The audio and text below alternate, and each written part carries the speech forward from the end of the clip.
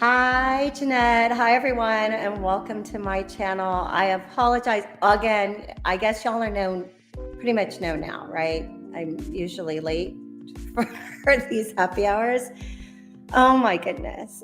Life happens, but I'm here, and thank you for being patient, and thank you for joining me. Oh gosh. Okay. I am ready to relax. I am ready to have some fun. I am ready to just chill and have conversations. So let's go ahead and get started. So, in today's live stream, I just wanted to bring you into my home and talk about, what are some of your favorite fragrances for this time of year? What do you plan to wear during the holidays? What are your top 3 ultimate fragrances? Have anything that you have purchased recently been disappointed? You've been disappointed in, or has not lived up to the hype? Those are just some conversation starters. Like I've said, I really appreciate your flexibility, your understanding. It is quite it's just quite the experience of, setting things up, having everyone on board, having everyone ready to go. And I say everyone, my doggies, my husband, my children in the background.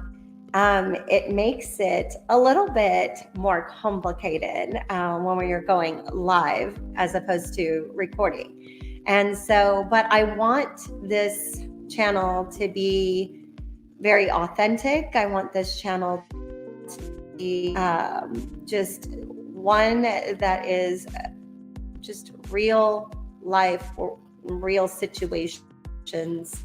We're all living through just everyday experiences. And I want to be able to connect to you, my viewers, and my friends the way I would if I was right there with you at a happy hour, at a time we were having coffee together, whatever it may be. So that being said, something I did this morning, and I had probably 1 or 2 viewers of it, and then I deleted it. I tried to do a vlog this morning, and I've never vlogged before. It is so hard to put yourself out there on camera, especially when you have just woken up and you've got no makeup on and your hair is all up a mess and you've got bedhead going. But my life was happening this morning. Those of you who know, we've got 3 dogs, and my little Stone, the gentleman dog that we have, can be a stinker, and he has gotten in trouble. And he loves to escape from our home. And he loves to run around, and I wish we had a fenced-in yard. But like I mentioned this morning, we live on little over an acre, just slightly over an acre. And most of it is rural and raw land. And this morning I thought, this is perfect. I'm going to hop on because this is my life. Like, this is what happens. And I'm sure it happens to y'all as well. And so I was out there to cover up my rose bushes. I've got knockout roses that line up my stairwell or not a stairwell, my steps to my front porch. And we had covered them last night because we got crazy, freezing, frigid weather. And it was down to like 12 degrees last night. And where I live in Texas, that's just extreme. I mean, we have extreme weather these days. And we can go from 12 degrees or we can go back up to 70 degrees all in a couple of days span. And so I was out there trying to take care of my knockout roses, and my little stinker Stone got out. And as you have heard friends who have been on here in the past, my little stone has gotten us in trouble with our property owners association. And we've actually been written a letter. Dogs need to be on a leash. If this happens again, we could be fined. And so I thought, perfect time. Let's go on a walk to find my stinker in our neighborhood. And so here I am thinking, okay, I've got my jacket, I've got my coffee, I've got everything ready to go. But I didn't have my gloves because I don't have my ski gear out. Like I have regular gloves, but my isotoners weren't going to make it, happen. And so I thought, you know what? I'm going to go ahead and vlog, and I'm going to go ahead and give this a try. Okay. Yeah. Talk about frostbitten fingers. Okay. I was out for about 6 minutes and I couldn't handle it. I dropped my phone, caught it in my chest. Then I ended up walking down the hill, worried about where Stone was at. Neighbors were around, probably thinking, who's this crazy person talking on her phone? But anyway, that being said, I had 1 or 2 viewers experience it. And then I got home and I couldn't feel my fingers. Had to run them underneath the faucet. Mind you, we've had to keep everything dripping and keep everything covered. And it was just a mess. And there's my little stinker running about without his little coat on, and if you saw my Instagram post, you saw his cute little jacket. You saw him, you saw me on the front porch. So if you haven't followed me on Instagram, go ahead and do that. I don't always get to post as often as I would like, but I like to do some things in the highlights, just things that I'm about, things that are important to me, and then things that are just fun and frivolous. So I posted about him today, my little stinker, who's going to get me in trouble. And those of you who are, you have fur babies, you will know what I'm talking about. But so I gave it a shot, and then I came back, and an hour later, nobody had watched my vlog, like nobody. And I did mention being on with no makeup, hair all crazy. I mean, that's a lot for someone who is a recovering perfectionist. But like I started this channel was to go ahead and know that life is not perfect. Nothing is perfect, right? And so it is my journey, and just trying to accept that we are all human. We are never going to be that 100% all the time. And so that being said, I deleted my first vlog because nobody had seen it after an hour. And I thought, oh my gosh, how embarrassing. So it's gone.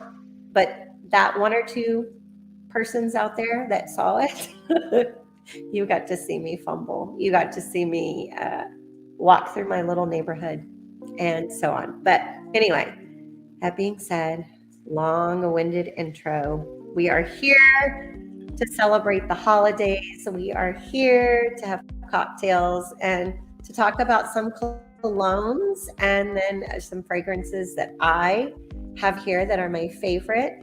And then welcome all of my friends who are my loyal watchers. Jeanette, thank you so much for being here. And any of you else who's out there watching, I appreciate you. My husband's starting to come in. He needed to walk the dogs because last time we didn't.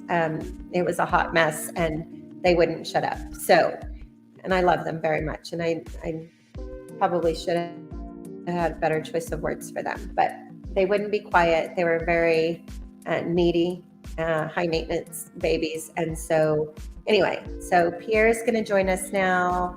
Pierre, say hi to everyone. Hello. Frozen fingers. I heard you telling the story. Oh my gosh, it was a nightmare this morning. Yeah, man, it is. The weather outside is not just frightful; it's freezing. Like, but And here we here have we are, something on ice. not something cold. I should have really thought this through and should have put like a spice, like coffee or Or hot like cocoa. hot cocoa. I don't know. Tell us some of your favorite warm drinks. I know apple cider, spiked apple cider. I know one of my coworkers was in Philadelphia this past week and she came back raving about an apple cider that she had when she was at the Army Navy, right? Army Navy game. Mm-hmm. So she talked about this apple cider, nice warm drink that she had that was, uh, geared to adults, and she thoroughly enjoyed it. And today we didn't have time for that. Like I said, I apologize for, gosh, always being late. How horrible is that? Because being late is a lifestyle. You just have to embrace it. No, it is so hard for me to embrace that. If any of you know me, we're on the struggle bus because my husband and one of my daughters is like notoriously late. No matter what happens, they're always late. And I am so like stressed and frustrated and like we're on the go and we've got to be there on time and you have commitments and it's so disrespectful and people are waiting for you. And then, here I am showing up late to my own happy hour. Well, just say we're testing your perfectionism. We're trying to break you of the perfectionism. It's not like it's intentional. I really want to be late. Although I will say I kind of hate being early to things. It bothers me more than being late for some reason. I don't know why. I don't know what the psychology is behind that. But well, and I don't know if it goes back to, growing up, because that was one thing Pierre always told me. He was like, I was late to school every day. Elementary school, high school. Every day he was late to school. And I'm like, okay, did you get written up? Did you get in trouble? Did they have regulations? Once. Really? I didn't even know that. Okay. Okay. No, I didn't remember that you got written up. But anyway, or you got in trouble. So he was always on the go, like breakfast for him and his family. And I love his mother to death. She is amazing. My mother-in-law is amazing. And Lima, if you're watching, we all say hello. But she did the best she could. Oh, she was wonderful with y'all because seriously, talk about, I know you had your brother-in-law, like self-professed sloth, and you're not quite that slow, but it is very difficult for him to wake up in the morning. He's not a morning person. My other daughter is not a morning person, and I'm not a morning person, but I get up, I manage, I know I have responsibilities, I got to be there, people are relying on me, and so that's my push. But so he was always on the go with a piece of toast in the vehicle, eating on the way, and not much has changed now because we still do that today. Breakfast optional. And for me, I had everything. Like I was like a full-on breakfast. My eggs, my meat of choice, toast, orange juice, coffee. Like I had it all and it was leisure. And I don't get that these days. And so it makes it very tough for me to function because I am one person that is totally affected by the hangry nature. Like hangry happens with this girl right here. Yeah, you admit it. I'm just agreeing with you. I'm agreeing with you. Yes. You're right. So anyway, enough about us and our craziness. But like I said, we apologize for being late. That is a goal for us in the new year, not to be late. But I think we look cute in red. We went casual today. We've got I don't know if I can bend this way. got Christmas slippers on. I got So little look, he's Christmas. asking what makes us always late. I mean, that's just in my nature. But for her, it's look, this doesn't happen in 30 seconds. Oh, goodness gracious. I've shaved off so much amount of time. Like This- back in the day. Oh, I was gonna say this is much better. We used to go out, like we would start leaving to go out like at 11 p.m. because getting ready was like a 3-hour process. 2.5 hours was something that it was always 2.5 hours for me. And my friends will attest to that. Like that is fact. And I accept that. And I know that. And back in the day, I felt like I had reason. Like I actually had long hair. I'm losing my hair these days, so I don't have much to keep that going. But all joking aside, like I had long hair, but I had 0 eyelashes. And back then, I'm sorry, they didn't make products as good as they do now. So it was like building up those lashes, like creating that certain look, trying on 10 outfits before I left the house, and then piling it all in my closet and then having to deal with that later. That was my whole routine. Now I'm good if I spend 10 minutes on my makeup, 5 minutes on my hair, and 2 minutes on whatever I throw on. And that does not require ironing because I don't even take my clothes to the cleaners anymore. Like that used to be a regular routine. It used to be a big process. But mainly it was everything. So it wasn't just the clothes, but the trying on of the clothes was like a half-hour minimum. Yeah, and back then I was tiny. Like back then, I had no excuse for my clothes not working. Like everything fit, everything worked out, but there was always something about it. And I was like, I don't know. I never thought I was high maintenance. And I don't feel like I'm high maintenance now. I think I've come a long way. You've come a long way, baby. All right, enough about us. Let's see who's here. Jeanette is here. She says, did you see this? In Maryland, it is 10 degrees. Oh my goodness. Okay. So we can't complain. It could always be worse. But we're pretty close. And we're not supposed to have this kind of weather. 18 last night? No. It was 14 degrees last night. It felt like it. 17 when I went on my walk when I tried to go on my walk this morning. I had no gloves. I really needed to take out my ski gear, really. Because we're not used to it at all. But 10 degrees in Maryland. And I haven't even checked the weather. Like, are you having snow, Jeanette? Like, what's going on in your part? Yeah, the thing is here is it gets cold, during the winter anyways, but it's the wind. There's like this Arctic wind. It was seriously like being slapped in the face just by being out there. Yeah. I don't like wind. I'm from Miami. I don't like cold wind. I'm not a fan. Yeah. Anyways, okay.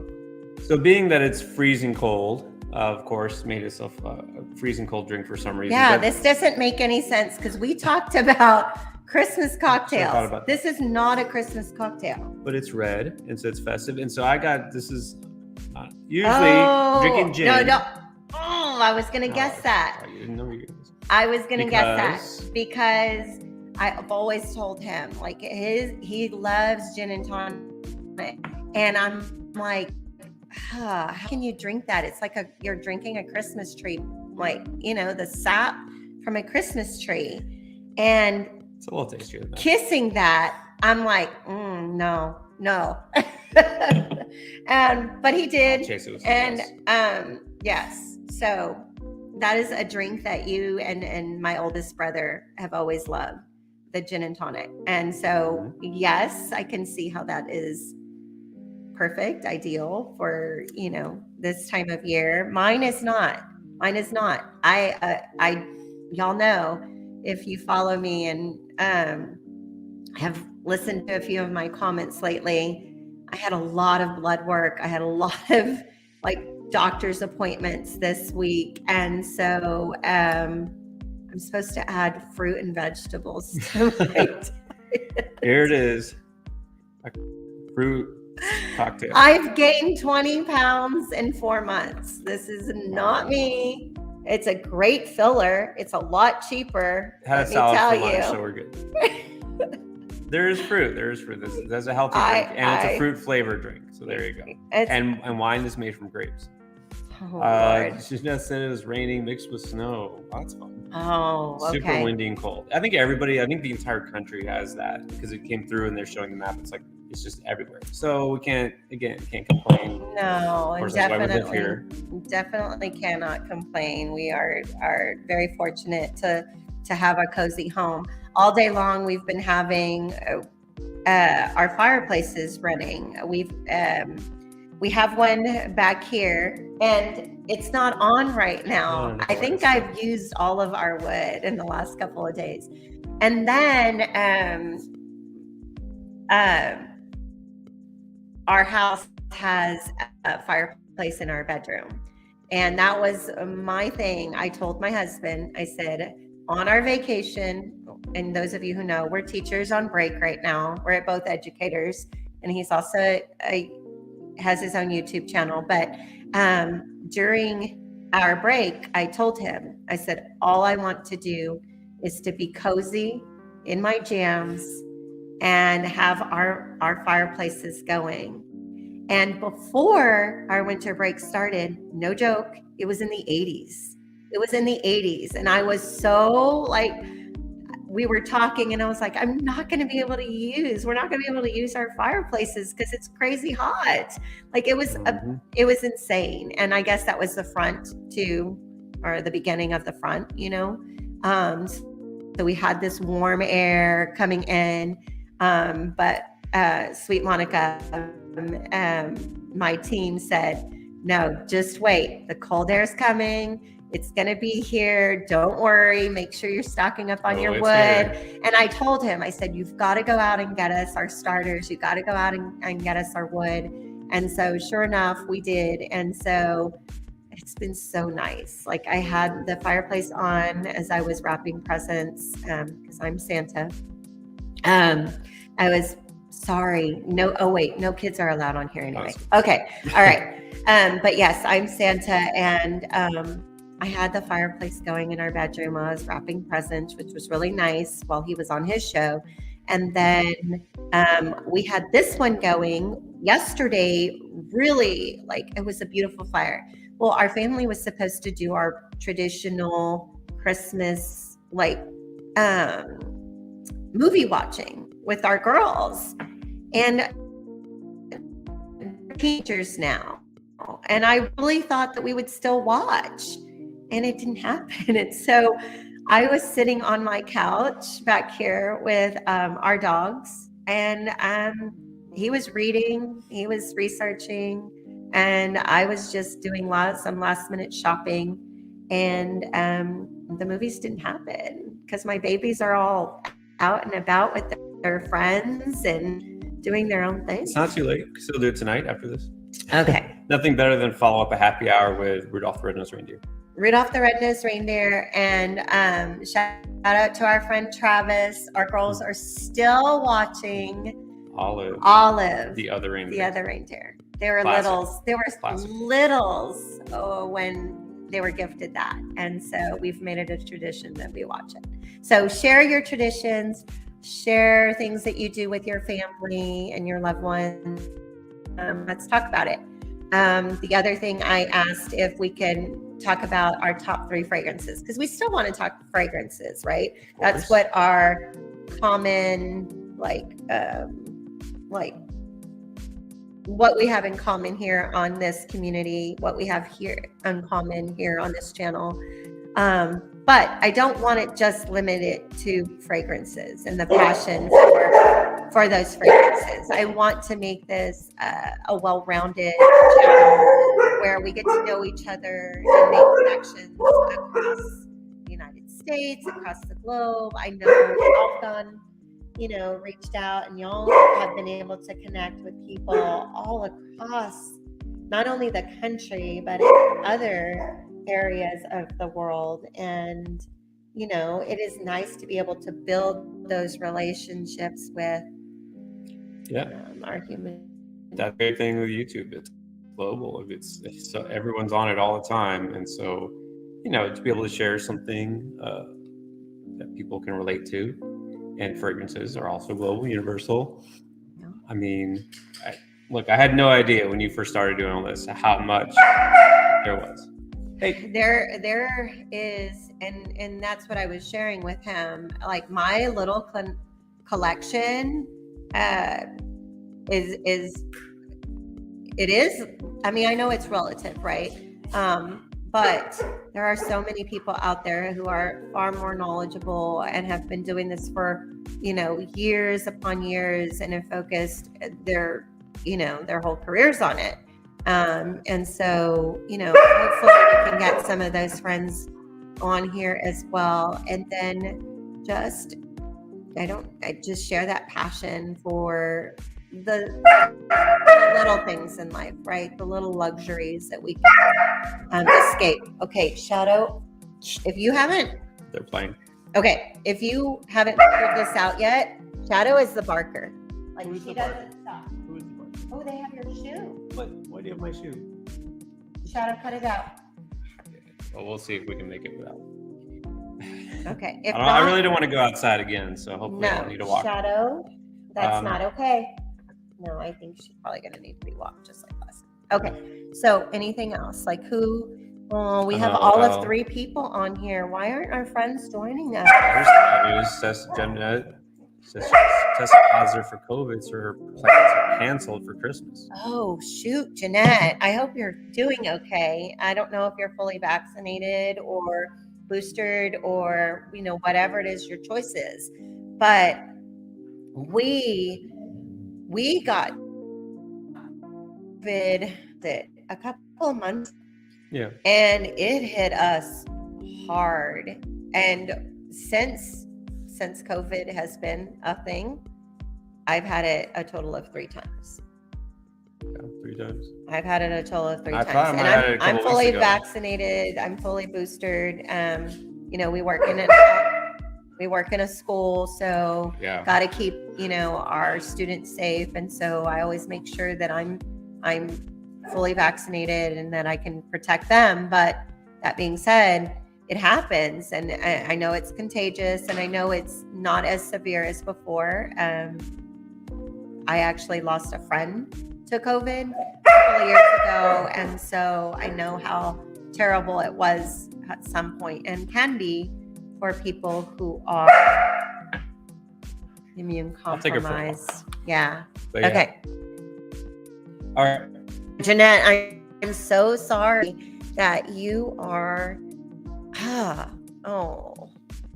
So your plans are canceled. And we were wondering about that because I was trying to tell my girls that they need to be careful and they need to be, surrounding themselves with people who they would normally be around and not expose them to too much because, my parents are up in age. And although they're still very healthy, we don't want to put them at risk, right? So, and so I'm so sorry that happened. What? Yes. Okay. So we're gonna move on from that, Jeanette. I hope you're feeling better. Okay. It says 2.5 hours to get ready. I know. I'm so sorry. Okay. So fragrances. Let's go ahead and talk fragrances. Okay, so I'm going to open up with one of my favorites. And those of you who know me, Alberto Morillas is my favorite perfumer.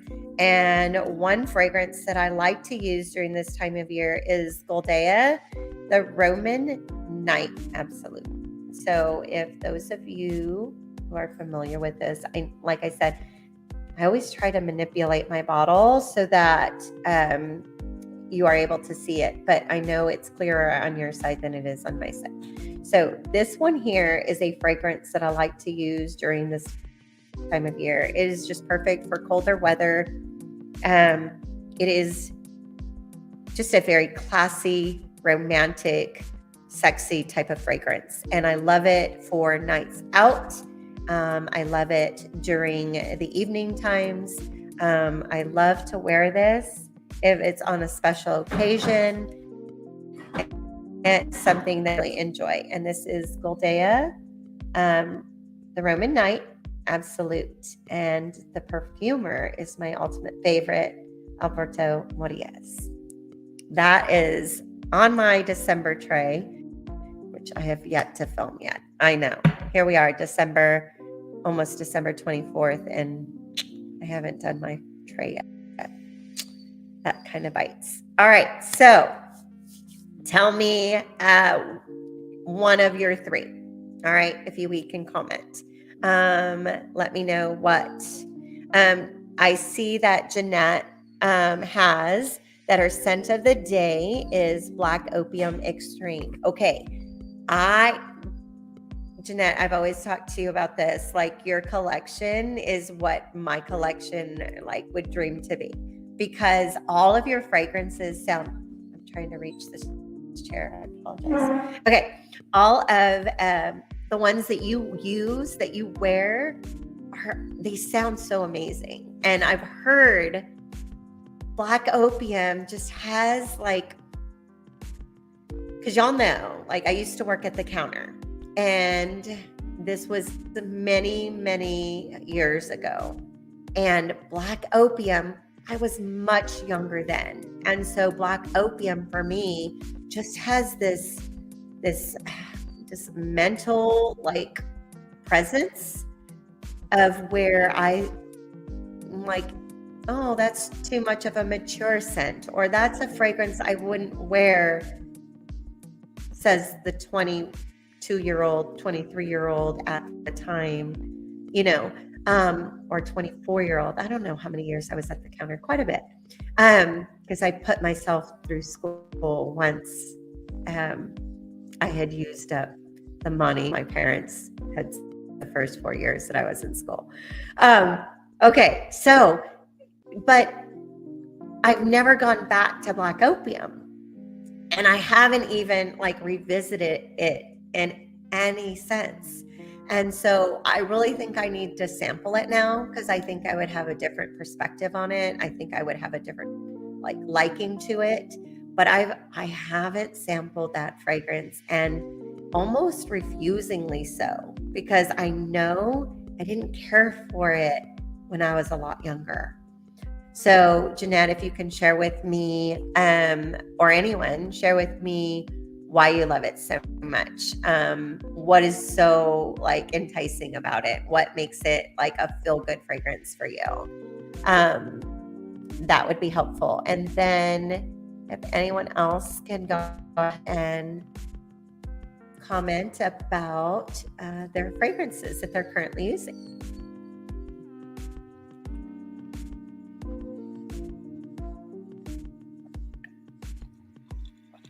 So while our friends are posting, if you have any friends out there who you would love to happy hour with, especially those of you who are hunkered down at home, text your friends, tell them to come on. I would love for them to be a part of our happy hour and this experience. I know my times have changed. I know if I had steady times and promoted this a little bit better, I probably would have more people turning out initially. It does end up getting, quite a few more views as it's posted. But right now, I would love to be live with other friends at this time. So if you can on, that would be great. If you have friends who you can share this with, call them, text them, get them on so that we can hang out together and get to know each other better.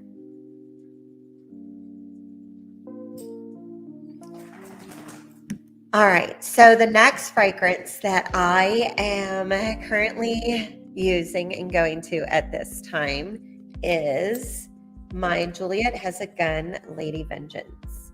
Juliet Has a Gun Lady Vengeance is just a girl who knows exactly what she wants, when she wants it, and she is a confident young lady.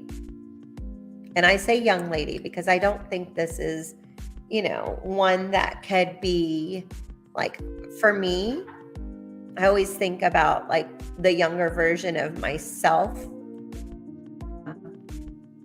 And when you're in this confident state, and that's Lady Vengeance for me. Lady Vengeance is just that person who knows this is exactly what I want. This is how I want it. This is how I'm going to get it. I'm extremely confident, and you will know that I am present. And that is Lady Vengeance. I think this is an excellent fragrance for this time of year. It is warm. It is alluring. It is confidence in a bottle. If you haven't tried it, you should, if this speaks to you. Lady Vengeance by Juliet Hazegan. All right, so Jeanette posted, let's go ahead and pull this up. All right, so Jeanette says, Black Opium is a staple in her collection. YouTubers say it's basic and generic, bad talk but I find it to be sexy and comforting all at the same time. Excellent. Okay, so while you were gone, I was sharing how when I was at the counter, Black Opium was not a favorite of mine. And Mixed Black Opium. Black Opium is YSL. And so that being said, it's because I think I was just very, very young at the time. Or it was just not something that I was into based on the other fragrances that were out. But as the years have gone on and YouTube has made this fragrance community, many people have either have it dominant in their collection, like it's a staple, it's something that they will always have, it's a lifer for them. And then others are like, it's basic. Oh, it's simple. And it's not simple in the sense because I remember it being very spicy. And correct me if I'm wrong, Jeanette. I just remember it being very spicy, very forward, very present, a little bit more of a outside my bubble type fragrance. That's what I remember from it. And for me, I wanted something a little bit more like, and I'm going to say creamier, soft around the edges, more romantic. Not necessarily always so subtle, and it depends on the situation that I was in, but I wasn't into spicy, seductive type fragrances at the time. So right. Makes sense. Yeah. Then I don't know if you saw this. Would you believe her said she hasn't tried any of the Juliet Hazegan? I would not believe that. I can't. Well, probably because. Are those newer? No, I would say probably because Jeanette's collection is probably more sophisticated and more niche. And now Juliet Hazegan has gone into like discounters and is more affordable to like larger groups of people or population. That's why I would say that Jeanette doesn't have it. It's more, as I say, accessible. Yes. Now it is. Right. So that would be my guess on you, Jeanette. All right. Okay. What else you got? I've talked about my two, so why don't you share since it's Colognes? Well, since that's true. I guess it does say Colognes, but since it's the top three, you might as well do your third. Oh, she says she has more designer than niche. Okay. All right. Okay. Well, that's good to know. I feel a little bit better about, but I'm telling you, she has a lot of amazing fragrances I can't wait to try. Like eventually I'll get there in building my collection. Half of her Christmas list was your recommendations. Yes. Or whatever you already Jeanette, have. you've got very good taste. You got very good taste. You want to do, since we're doing top three, you might as well do your third. That way you have yours and then I'll do three. Okay. And I save my top three best for last. This is Parfums de Marly. Parfums de Marly, Athalia. So yes, this is okay. And I have to tell you, this fragrance had to grow on me, like many of my other fragrances, right?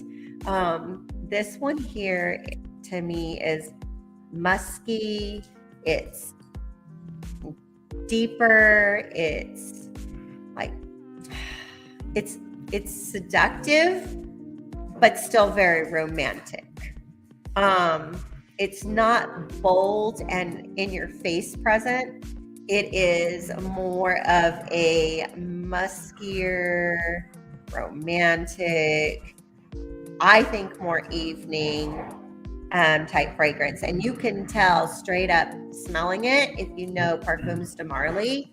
It has that Parfums de Marly DNA for female fragrances. There is something in it that is just so apparent in all the Parfums de Marly fragrances. It's a note, and I am not as skilled enough to like figure out which note it is. I'd have to check. Like this one here, because they usually tend to have like lychee and stuff. Maybe it's the iris. Maybe it's the. They don't all have. Maybe it's the vetiver. I'll have to check the other ones that I have, or maybe it's just the rose that they choose to use in their fragrance. But this was a Christmas present from my baby last year, and I love it. It is one that is my top 3 for this time of year. All right. Top 3, top 5, spring, summer, fall, winter. There had to be a Parfums de Marly somewhere in there, right? That's me. That's my favorite house. It really is. All right. So I'll talk about one. Seriously? You're playing. I know, but why do I always play at this time? Why do you have my shoe again? Why are you eating my shoe? Stop. I'm going to have to tell. Okay. Hold on one second. I need to take a little bit of a break. He's going to start, but I'll be right back. Okay. Come here.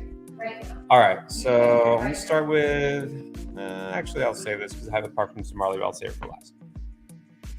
It'll be a good follow-up, but I'll save this. All right. So this one kind of talked about last week. We mentioned it, but didn't really go too in depth. This is Jazz Club Replica. And because it does have almost like a little bit of smokiness to it, but it's a little more subtle. Like I know one of the first fragrances she ever bought me was Bentley, and that one is just straight up like tobacco. Like it smells like a cigar, right? It's strong, very kind of masculine scents, a little boozy, very smoky. It's heavy, and it's one that like you just spray once and it's very obvious if you're wearing it. This is kind of similar. Obviously, Jazz Club, you get that vibe. It should be kind of like a little smoky, but it's a lot more subtle. And so to me, it's more wearable, like for any occasion. The Bentley, it's like I want to break out. I don't even know when I break it out. But this one I think is pretty good. It to me, again, not to feel like it has to be male, female, but this one to me leans more masculine for sure. And I think it's just kind of a nice balance. Let me go ahead and I don't have anything on yet, so I'll spray that.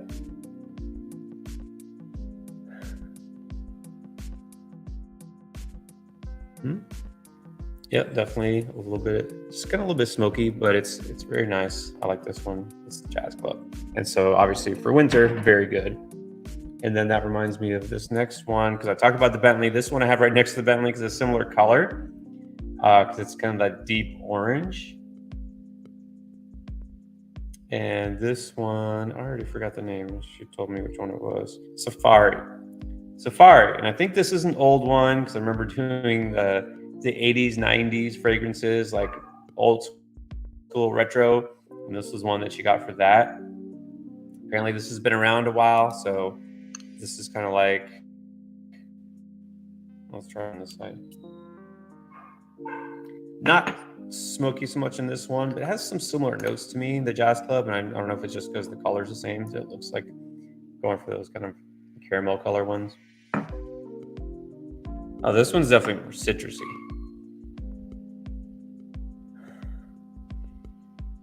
Yeah, the Safari, but it also is a little bit, it's like grassy. I don't know if that's a way to describe a fragrance, but she'll tell you when she comes back. But this one to me is similar without the smokiness. It's like similar to the Jazz Club, but without the smoky notes. And I don't know, I like it. It's kind of rich, but without overpowering. So I think it's pretty good. It's a pretty good one. And then let's see. Okay, one of my go-to, I want to go is Giorgio Armani C. Okay, that sounds familiar. I'm almost positive she has that one. So get to her. Giorgio Armani C. Oh my gosh, So trying to describe Safari, what notes would you say it has, or what accords? it's very woody and it's spicy and it is. I said grassy, but maybe woody is just better. No, it's woody. This is just a very classic. It's woody. It's spicy. It smells outdoorsy. It's a little green. Green. That's what I got. Green. I guess that's what I meant. Grassy. Green. It's a little green. It's a classic. I mean, I know this is in many, men's fragrance collection just because it is timeless. It is classy. It's like you can't go wrong with a Ralph Lauren fragrance, and it's very warm. And it is, I don't know. Okay, this is crazy. But when I smell this fragrance, and yes, I'm dating myself, but when I smell this fragrance, I think of someone like Tom Selleck. Like Tom Selleck would wear Magnum this. PI. Yes. With a Hawaiian shirt and the stash. Well, I don't know if that's the look because this is to be worn. Like, this is a signature scent. This is something that can be worn at any time. And God, Stone's being a stinker. Okay. No, I'll get him. But yeah, no, that's what I'm thinking, right? So I'm thinking that I think of Tom Selleck. I think of just that confident guy who's very sexy, who's very masculine. But it's a signature scent. Like, he can wear it and that's that guy. Like, it can be office safe, but then you can also take it to happy hour and date night as well. It's just a very classic staple, just one that you want in your collection and one that you can't go wrong with. It's classic. Let me get my little stinker. Hold on. And to me, is to talk about holiday. Well, what does that have to do with holiday or Christmas or whatever, winter even? Because it's signature, you can wear it probably year round. But to me, I think like this time of year, I think the Christmas tree. I think woodsy, and so that's where I get the connection for me because it is kind of green and woody. Yeah, green and woody. To me, that's what it reminds me of because we have the Christmas tree, we have the fire, right? The outdoors, So that's perfect. And then speaking of Ralph,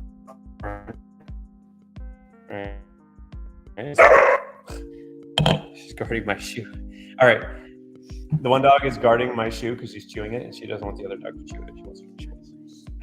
All right. So Ralph Lauren, the very first fragrance, I think we mentioned this at one point, the very first fragrance I ever had was Polo, the green one. Yeah, that's not my favorite. I'm sorry. It was a gift from my uncle.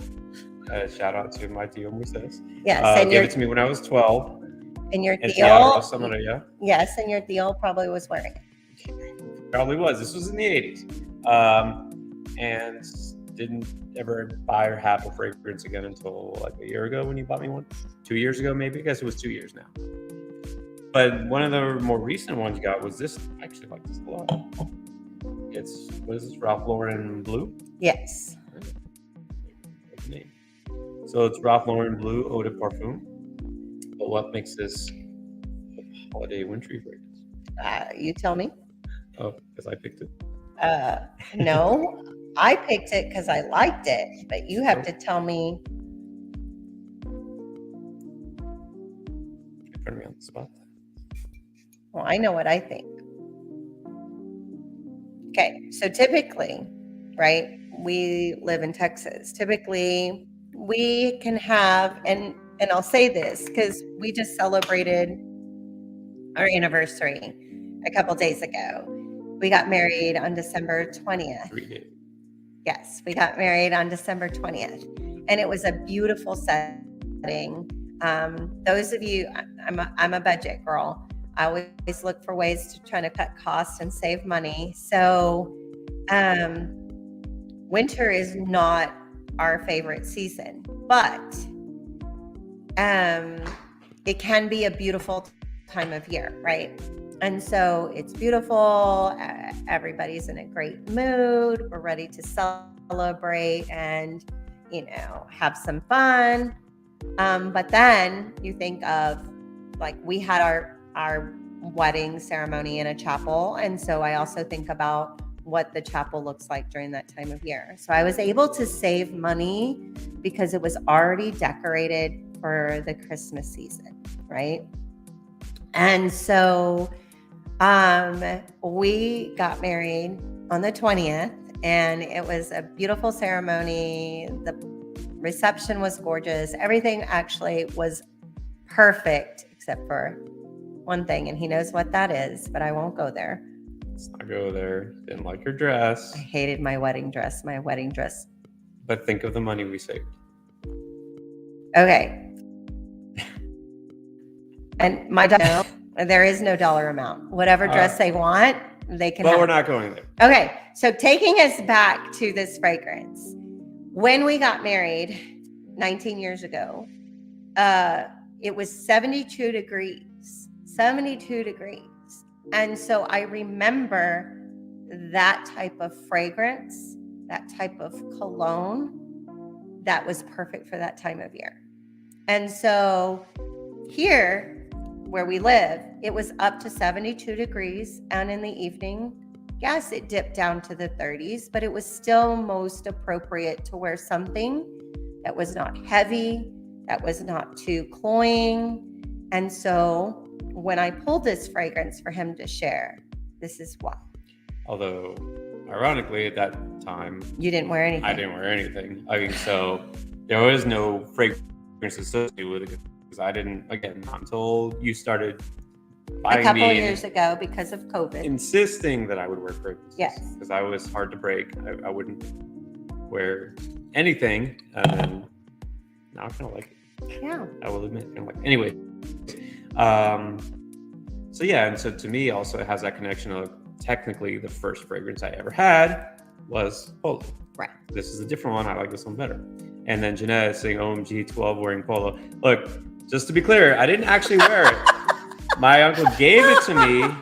No, it was still full. No joke. He still had the bottle. It was a little mini one too. Because it was one of those little gift sets. It was like a mini bottle and it was a gold pen with it. So it was like a gift set. It was probably a gift with purchase that was given. You know what? Now that you say that, it probably was.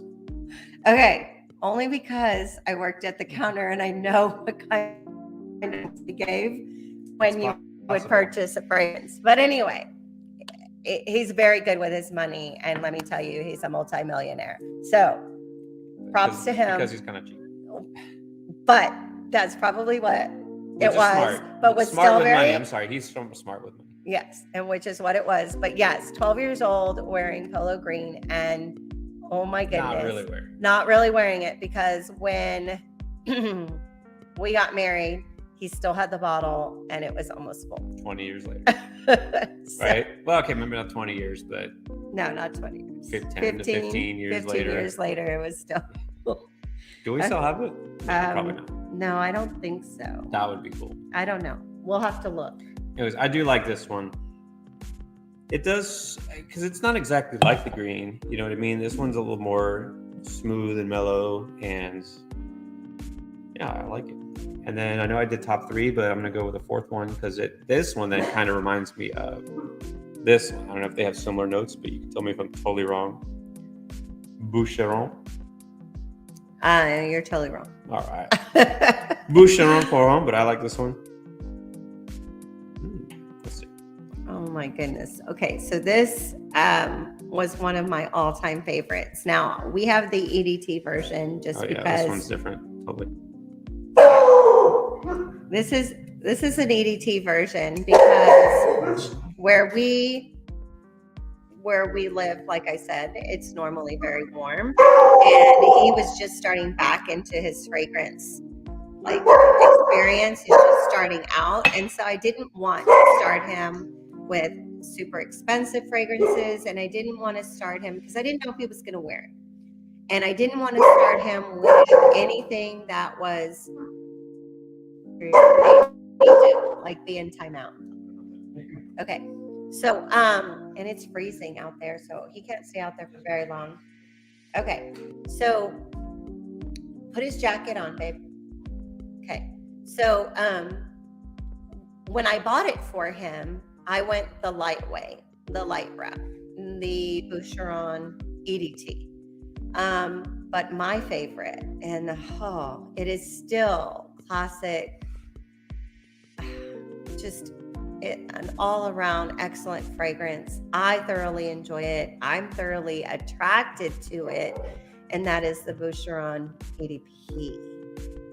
There's just something about the EDP that is warm and deep and like comforting and sexy, whereas the EDT is more of a soapy, not like a freshy, like blue freshy, but it is something that is a little greener, a little lighter, less woody and less creamy. It's funny you say that. That's exactly when I smell it. Soapy. It's Yes. got a little Irish spring to it. I don't know about Irish Spring, A little but toast. oh my gosh, seriously? We are not a little bar zest. soap. We don't, oh my gosh, we don't use bar soap. No, But we don't. anyway, we should, That's a throwback. but not that kind of bar soap. Okay. All right. Let's see. Okay. So we have some friends on who are not commenting. Those of you who are on and watching, please share something because poor Jeanette is like leading this whole conversation. And I appreciate that. But those of you who are voyeurs right now, we want to connect. We want you to be a part of this conversation. So I know you're watching because I can see, and share your thoughts or just say hello or I don't know. What are your top 3 go-to holiday fragrances? That's the question. It's right there. Just put a list, no order necessary. Or what is it you're wearing this week? What are you going to wear tomorrow night? Christmas Eve or Christmas Day? Or maybe you're one as you know, Christmas Day, you're just too tired. You wake up and the kids are, running all over the place. You remember those days? We weren't thinking about it. I mean, honestly, this is flashing back, but 10 years ago, we were going on 3 hours of sleep. Wake up, we have to wake up as soon as they wake up, and then we were barely happy to have breakfast. And we weren't thinking about what fragrances to wear. Now we can be like, I think this way. Christmas time. It's kind of nice. Yes, it is. I mean, seriously, like we can actually have the time to wash the hair and smell good. Second go-to. Jimmy Choo by Jimmy Choo EDP. Do you have any Jimmy Choos? I don't have Jimmy Choo's. And let me tell you, the one that I was interested in was the Jimmy Choo, I think it's Jimmy Choo Forever.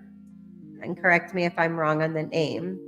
But that's the one, when I read the notes, I thought, I need to try this one because it seems just very interesting. So I have that one in a shopping cart on one of the websites that I travel on the internet or that I visit on the internet. But don't have differences. Oh, that's it. Jimmy Choo, I want you forever. I want yes, you I forever. want you forever. Yes, that is it. So Jeanette, is that one I should try or is that one I should pass on? No, I'm no fragrance expert, but I know a little bit what I learned from you. Jimmy Choo, I know is a shoemaker primarily. I remember that's like one thing they talk about that, like on Sex and the City. Mm-hmm. So, And decent memory. But yes. So, all right. So that And was that's so funny that you say that because as I was wrapping, I've been on Netflix. As I'm wrapping presents, I always go through my typical movies that I would watch during this time of year. And I have special movies that I revisit all the time during this time of year. But I had Netflix up and I didn't know to we have. So I couldn't go to him because he was on live for 3.5 hours. And so I couldn't go to him. So I was like, okay, what could I watch? And so I actually rewatched Sex and the City. I rewatched How to Lose a Guy in 10 Days. So I swear we could have fragrances perfect for that, right? A fragrance on How to Lose a Guy in 10 Days. I could think of a few fragrances that I would wear that would totally push a guy away.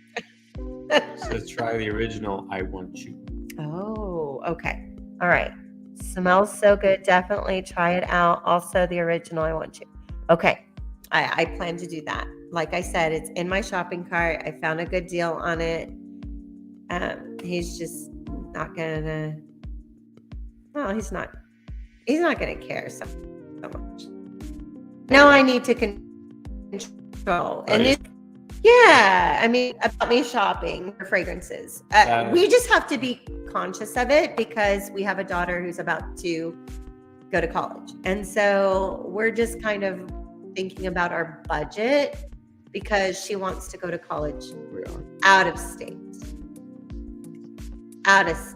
And so, tuition, out of state tuition, it's not cheap. And like I said, we're both teachers, so we have to budget. Okay. So that being said, I watched that on Netflix and then I watched Sex and the City. But what are my go-tos for this time? I was going to say, I'm going to put up a new question. We've already talked about fragrances. Yeah. The people, of course, can chime in. So here we go. Oh, where are our friends? Why aren't people logging on? I'm a little upset. I am because that's okay. They can watch back later. All right. So here we go. New question. What are your favorite holiday movies? Don't list 20 of them. What are your top 3, 5? What is the one that you always want to watch this time of year? A Christmas Story is obvious for me because it's just so, I hate that it's so like commercialized now. And we were in somebody's house the other day. Oh Remember my gosh. They had the lamp with the lamp. Yes. We were actually, okay. And we still didn't fully like decorate, but we're back with our Christmas tree. Cause if you heard my story a couple weeks ago, our dogs chewed our lights. And so they weren't working. So I had to order new lights and restrand my tree. So it's back there. It's not perfect, but that's what I'm rolling these days. And so, yes, you were in our friend's house the other day and they actually had the leg lamp, like the classic. It's just funny. I hear like my brothers going back and forth with all these little gifts and comments and lines to the movie, and they know it so well, and it's hilarious, and it belly laughs. It's a right? classic. Fragile. Yes. Oh, look, it's Italian. It is the best. It's not just a Christmas movie. It's just a classic movie. But I hate that it's just so, when people make such a big deal. What would Ava say? 24 hours. What, like it's I don't know what this phrase she uses. Yeah. Yeah, it's gone commercial or something. It's so commercialized. Yeah. So, but it's still a great movie. Let me see for a video. 10 fragrances to yes. That's a good Yes, idea. I'm gonna do that, Jeanette. Yeah, I like that. I like 10 that. fragrances 10 to lose a fragrances to lose a guy. Like if you want to lose a guy, wear this. Oh my gosh, I'm gonna do that. Oh, Jeanette has hers. Oh, here we go.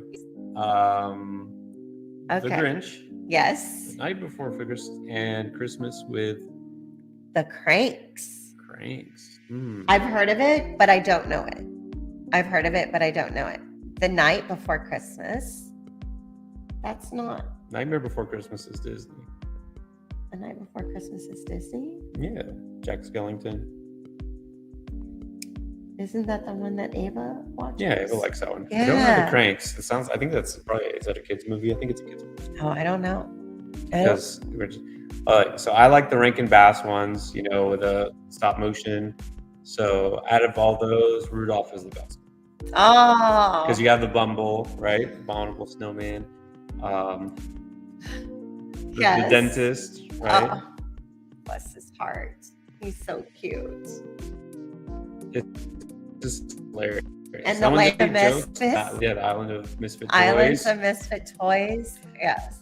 But I like because that one, even though it's for kids, there's so many jokes. It's hilarious. I'm gonna check it out. There's so many jokes that are probably go above the heads of kids, you know.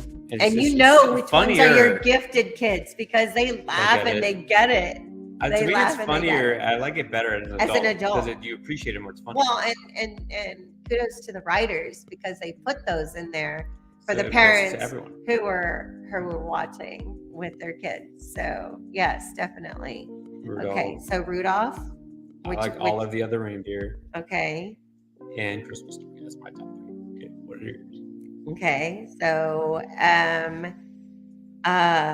The Year Without a Santa Claus has to be my ultimate because I will sing the Heat Miser and the Cold Miser song. Yep. Like all and bless. Like I always tell you, when I was at the counter, I worked with a lady. I kid you not, and I'm telling you, she was top seller. Oh my goodness, she was always an award-winning employee.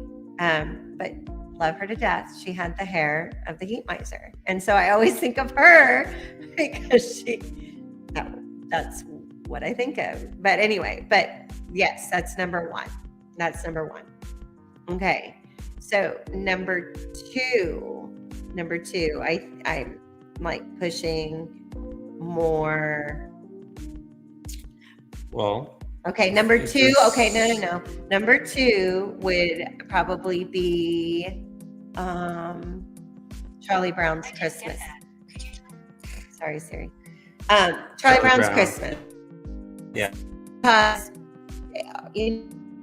as kids with my students, with my own children, I mean, it just builds fond memories. And just like the song says, watching Christmas through their eyes, it just creates a moment, a memory that you will never want to release ever. So when Gloria sang that, that's what I think, right? Christmas through their eyes. Was it Gloria? Yes. Okay. So then my third one as an adult, my all-time go-to movie for this time of year, because this is just me. I'm a romantic comedy person, would be The Family Stone. That's what I was going to say. You have to include that because you always watch it. And I don't think it's as popular, even though there's a lot of big name actors in it. The Family Stone. You have to watch it. Oh my gosh. It is so good. It has, let me see, who just had Diane Keaton. Yes. Craig T. Nelson. Sarah Jessica Parker. Dermot Mulroney. What is the guy? Luke Wilson. Luke Wilson. Yes. Other one was. Yeah. And Claire Danes. Claire Danes. A lot of very good actors. The Family Stone. Haven't seen it. It's not bad. I'm not a rom-com kind of guy, but it's pretty good. All right. All right. So if my friends like Noelia is watching, you're a movie girl. Let's make a comment. Share your favorites because I know you're always watching movies. What about Richard? I don't my cousin Richard. If you're watching, you better comment. And if you're not watching, you're in trouble. You were supposed to get the 500 Either way, family you're in members trouble. on tonight. Either way, you're in trouble. Either way, you're in trouble. All right, babe, I'm gonna need another one. Anyone else need another drink? Anyone? Okay. All right, so where are we going to next? Holiday traditions. Okay, so if you know me, I love food. Food just brings about family together, brings loved ones together. Where do people usually gather when you're at a party? When you're at a gathering, it's always in the kitchen. So if there's your top 3, babe, I don't know how to post my comment. Top 3 favorite food dishes, favorite thing to eat. What is your, holiday dinner or celebration meal? What is your go-to? You can go simple. You can go extravagant and fancy. I know which ones are ours, and we'll share those in just a second. But I'd like to know from you, what is your go-to holiday staple for food? What does it look like in your family, with your family gathering? Huh? Tamales. Yes. Okay. So my friends who are on, please don't be shy. Please comment. We are just so grateful for Jeanette for continuing to keep this conversation going. You may not know, but it's hard for me. And I do this like kind of for a living. I mean, I've had to have Zooms. I have to have conversations. I have to record lessons for my students. But to be able to talk to a camera and nobody's responding back makes it for a pretty challenging experience. And we want to make it entertaining. We want to make it fun and exciting for everyone. Last thing we want is for this to be like boring and dull. So of course we want interaction. Of course we want your input. Of course we want your comments. So if you are watching, oh my goodness, I scared them away. They clicked off. If you are watching, go ahead and make a comment. Seriously, I scared them off. I did. They stopped commenting. We started a little late. Maybe that has something to do with it. But oh, please. Okay. When does happy hour? Come on. Happy I hour guess happens. happy hour is supposed to be at 3 o'clock somewhere, 5 o'clock somewhere. I don't know. But maybe I don't know. I'll let nightcap next time. Midnight happy hour. Yeah. Is he okay? I'll go check out. Okay. So foods, baby, you have to change the question. Okay. Foods.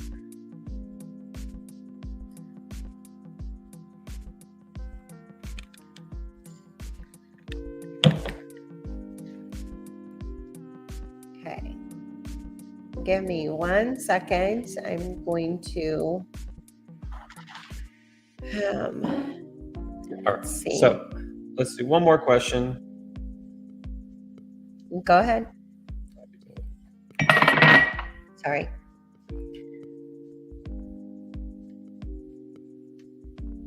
All right. Here it is.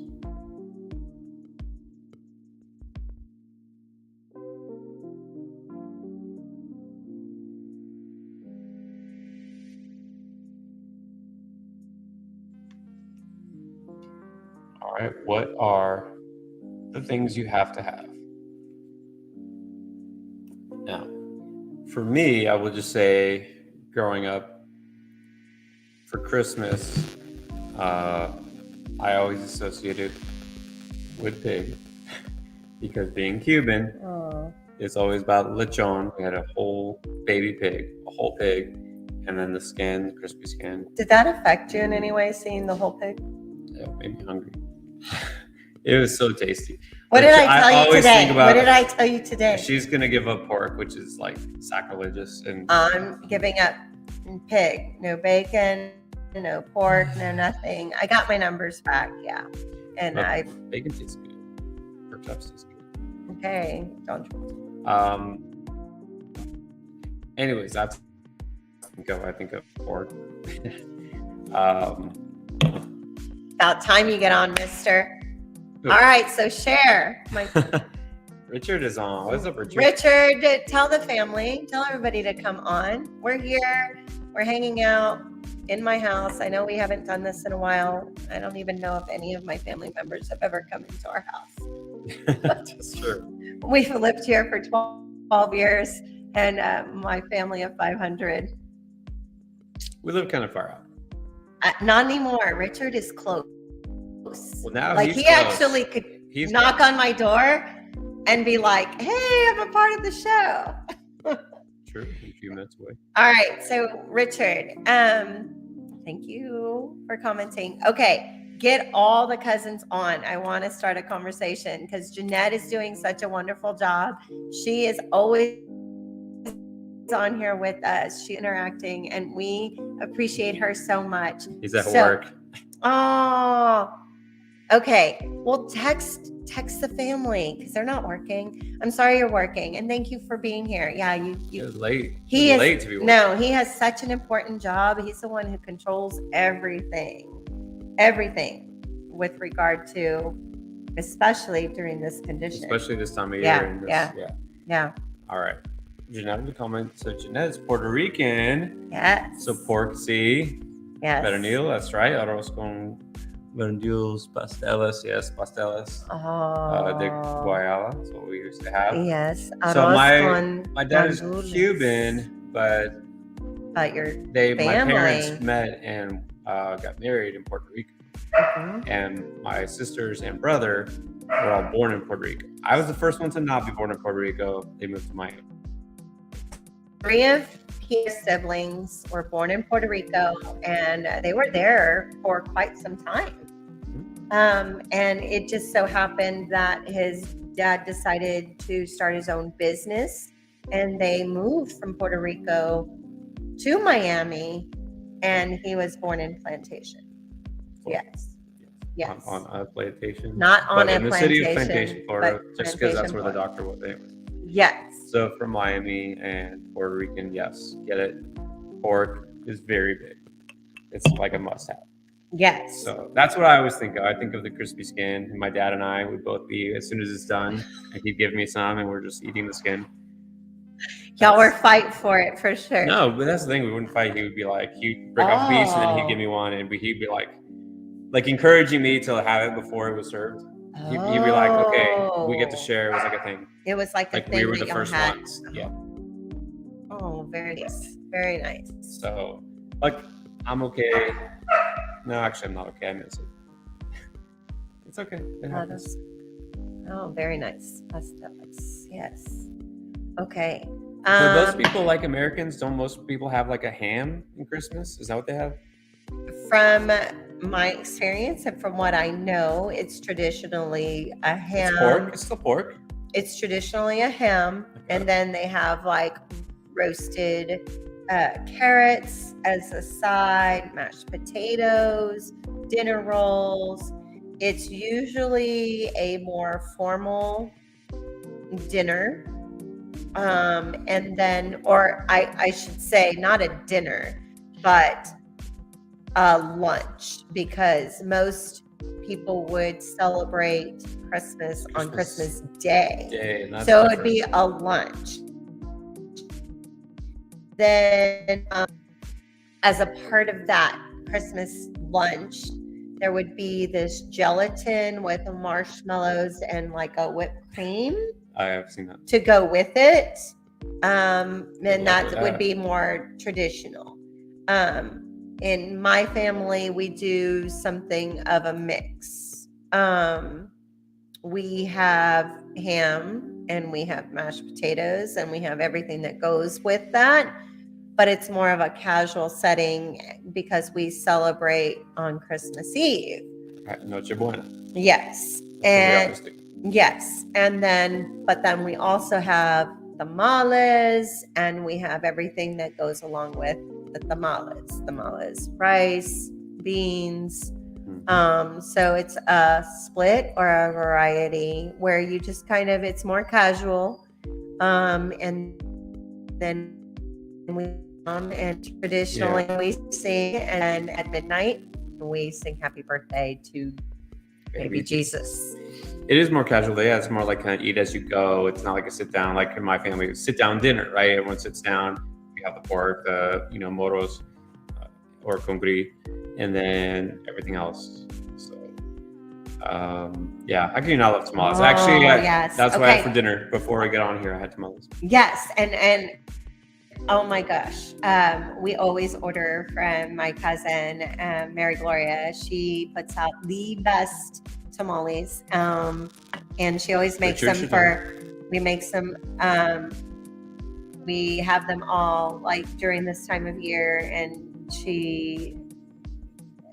they can't get enough of her tamales in the city that she lives. I'm a little disappointed. We didn't order as many as I thought we would. You only wanted, what, 4 dozen? No, I wanted more. No, we ordered 6. No, we only got 4. We ordered 4? I know. Yes, you only wanted 4. I thought we were going to get more. Anyways, okay. Tamales are definitely hey, Christmas all I have to here. do is ask my cousins, and I know they will deliver. So, Becky, Mary Gloria, if you're watching, yeah, save us some tamales, and I will definitely purchase some more, because they have a nice catering type business where their food has gone citywide. So that's nice. Yes, pork tamales are my favorite, but I do love chicken with jalapeno tamales. Chicken tamales are definitely underrated. I have to agree with that. They are. Okay. But pork is the classic. All right, okay. Desserts. Favorite dessert for Christmas? She said, flan. Don't even. Okay. We love flan, because give your mom credit. Arroz con dulce. And then tembleque con and boudin de pan. Okay.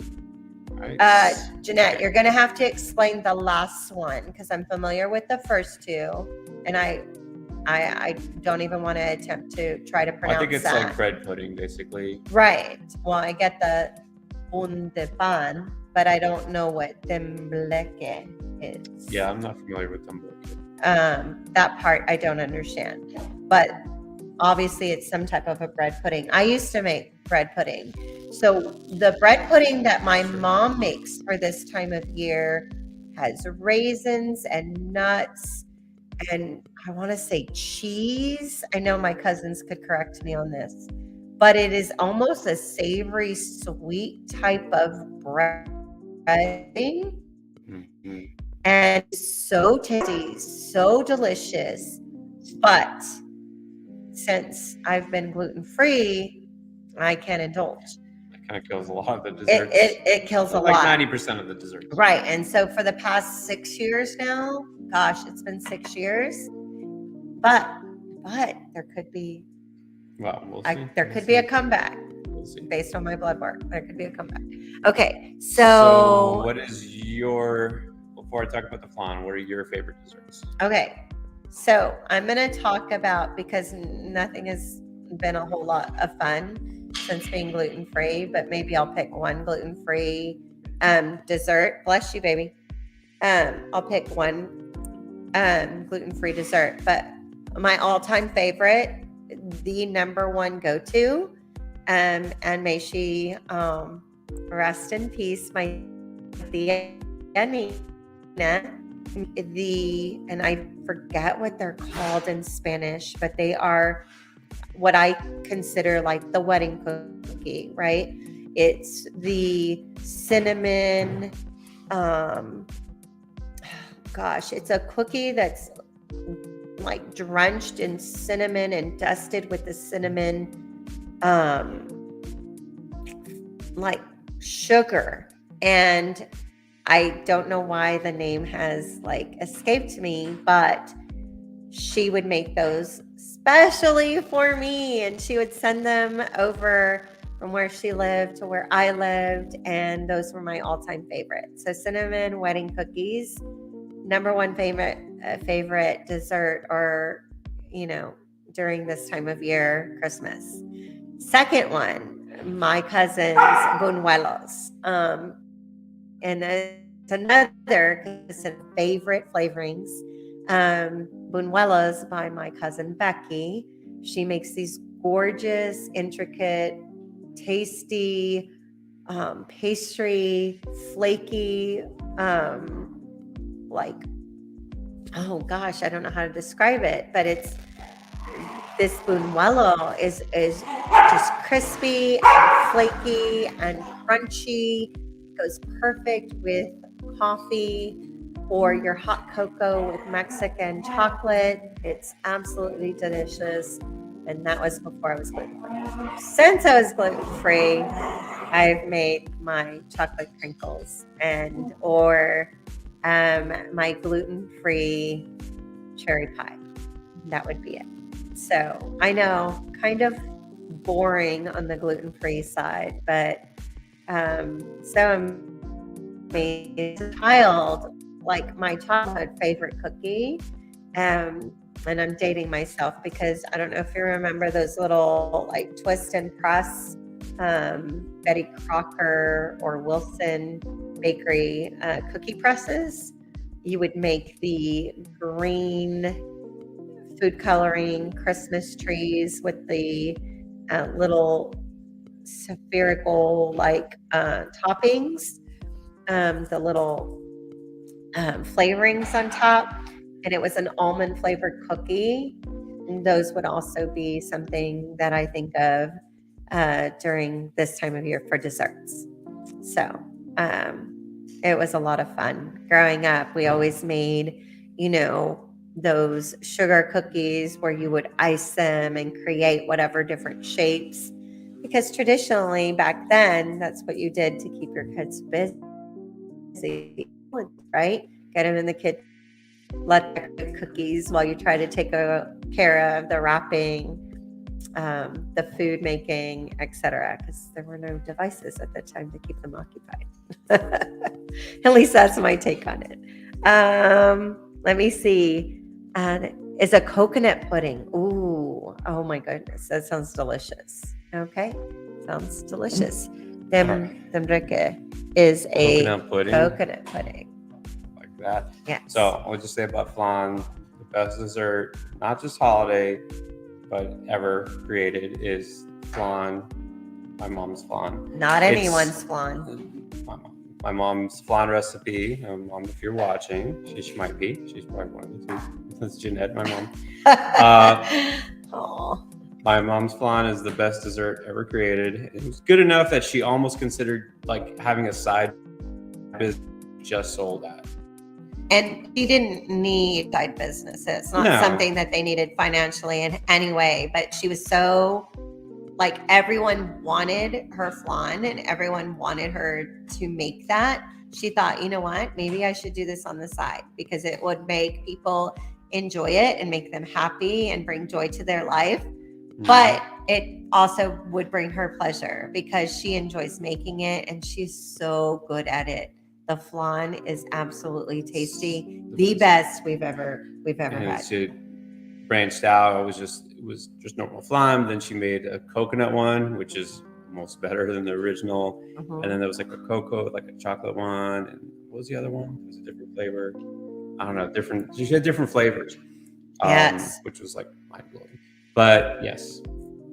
But when we talk about holiday and Christmas, I don't associate it with flan because flan was like, something any time for Christmas, because even though my dad is Cuban and we always had the Cuban meal, she's French, at least born in France. And so for Christmas, we used to have crepes Suzettes.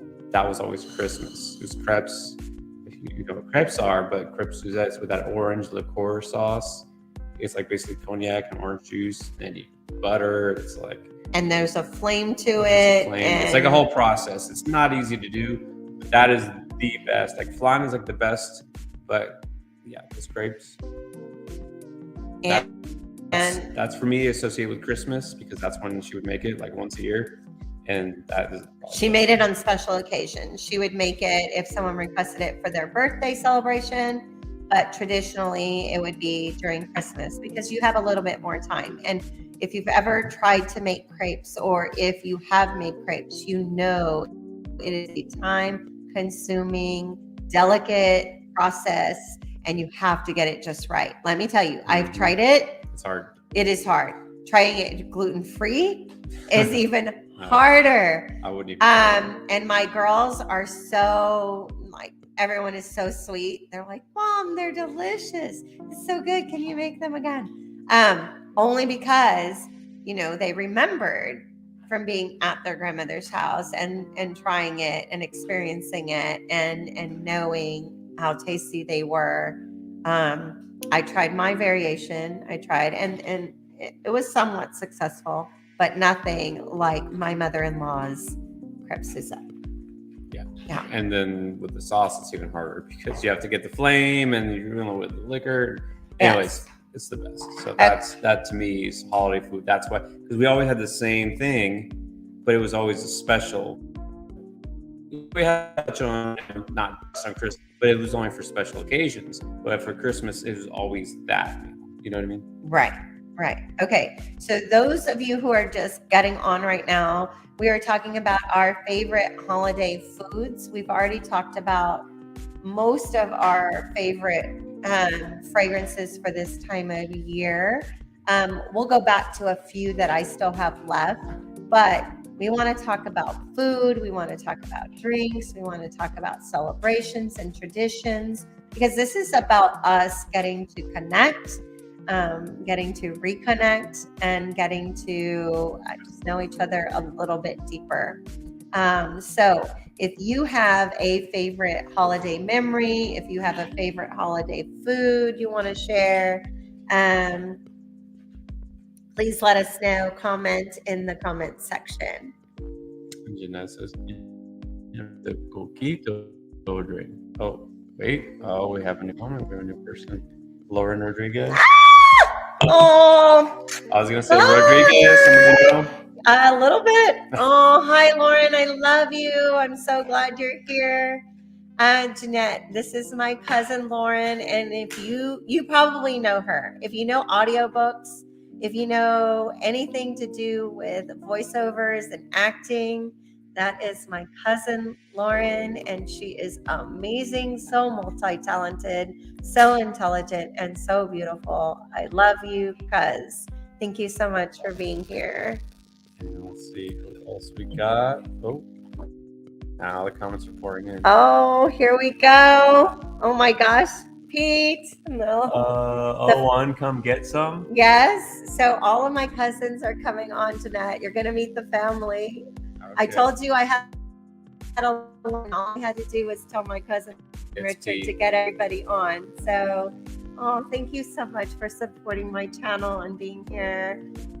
You know, it is so hard to get out and to see family and to be with each other and to, you know, connect, because our families are so busy and everybody is, you know, I mean, everybody has their thing going on. So we try to be able to reach out to people who are friends, but also family that we love so dearly. So thank you so much for hanging out.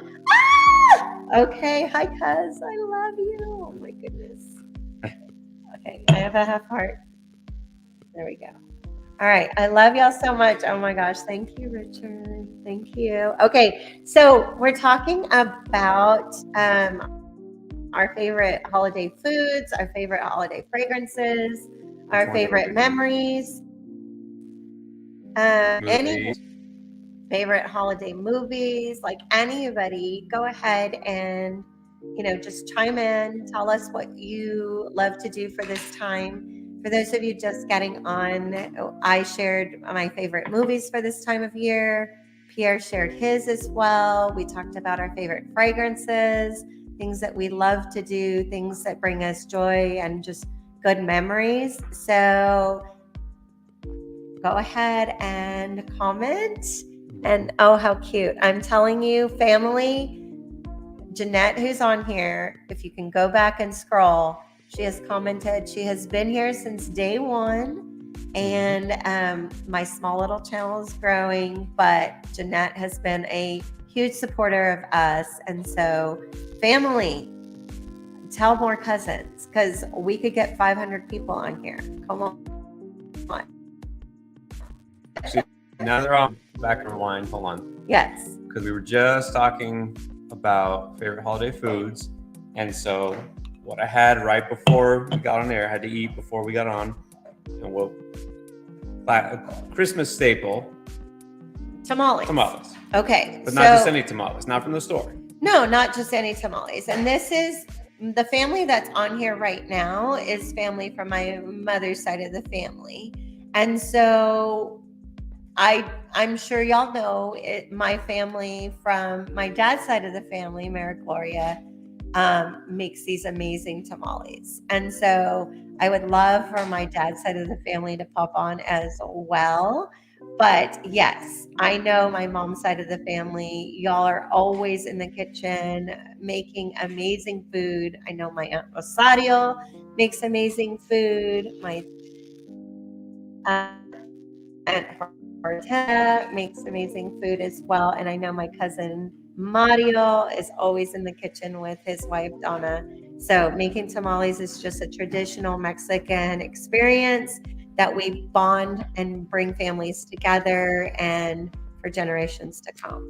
And so Pete's saying my wife's been baking all day and made menudo. That smells awesome. Oh Menudo you had a couple days ago. I did. Because your mom gave. My mom is always in the kitchen despite all of her, health situations that she's in. It keeps her going and she loves it so much.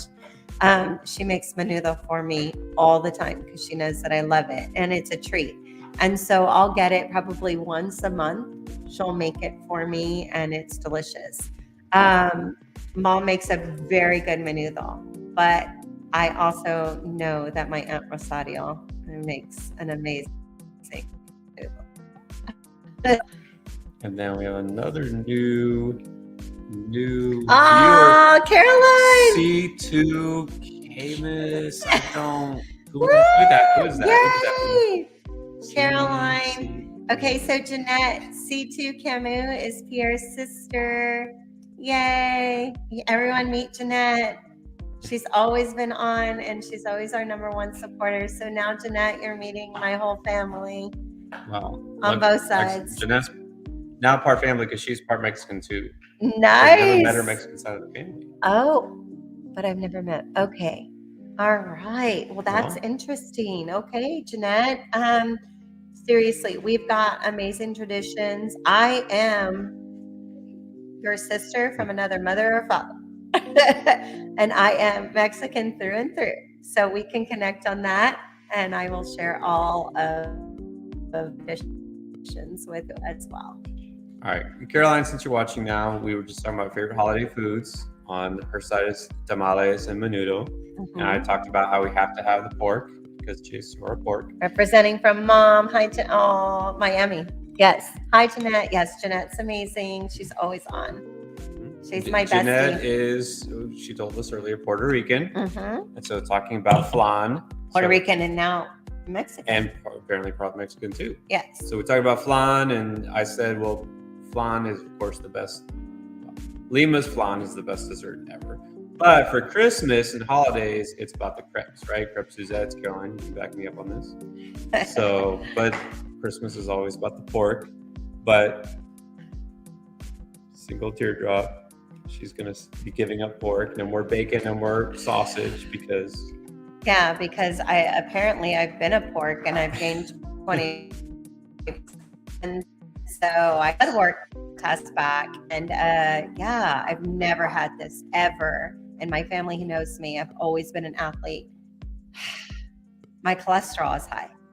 So guess what? The easiest thing to do is because the little piglets are so smart, I've decided to let them go. I will no longer be eating little piglets. We're gonna have to run through that bacon real quick that we have because we have a bunch. But yes, let's post. Okay, so Caroline, I was Okay. just telling everyone I wish I was over there to eat good Mexican food. Okay, so look, Caroline, I don't know if I've ever told you this in person, but look, all the Mexican restaurants that you like in Miami, they're crap. All right, sorry. That one place we went to near Oh my Dadeland, God. And I didn't want to be difficult. there was a place near But Dadeland that we went to a few years ago. give me some credit. I Our almost couldn't babies finish it. were very little and very finicky, and I had to be careful with Paloma. And I know it seemed like I was difficult, but Yeah, and I'm not picky. Like I'll eat anything, but I almost couldn't finish the food. bless her heart. I know So- but she always means well. She was always trying her very best. She wanted to bring a little bit of But- home back to But us. there is no good Mexican food in Miami. There is, unless you go to Homestead, you have to go really far south. Yeah. There into only the hole in the wall places. But Yes. Mexican food there, no. So Caroline, you need to come back here Ooh. so you can have real. Oh Mexican my food. God. Okay. So my cousin Pete is Oh, wow. the master chef. He's got his catering business. He is in hospitality. He has so many successful businesses. And I want to know this. They have prime rib on barbecue pit Christmas. Okay, address and Oh, very location and close time. to us now. Very close to us now.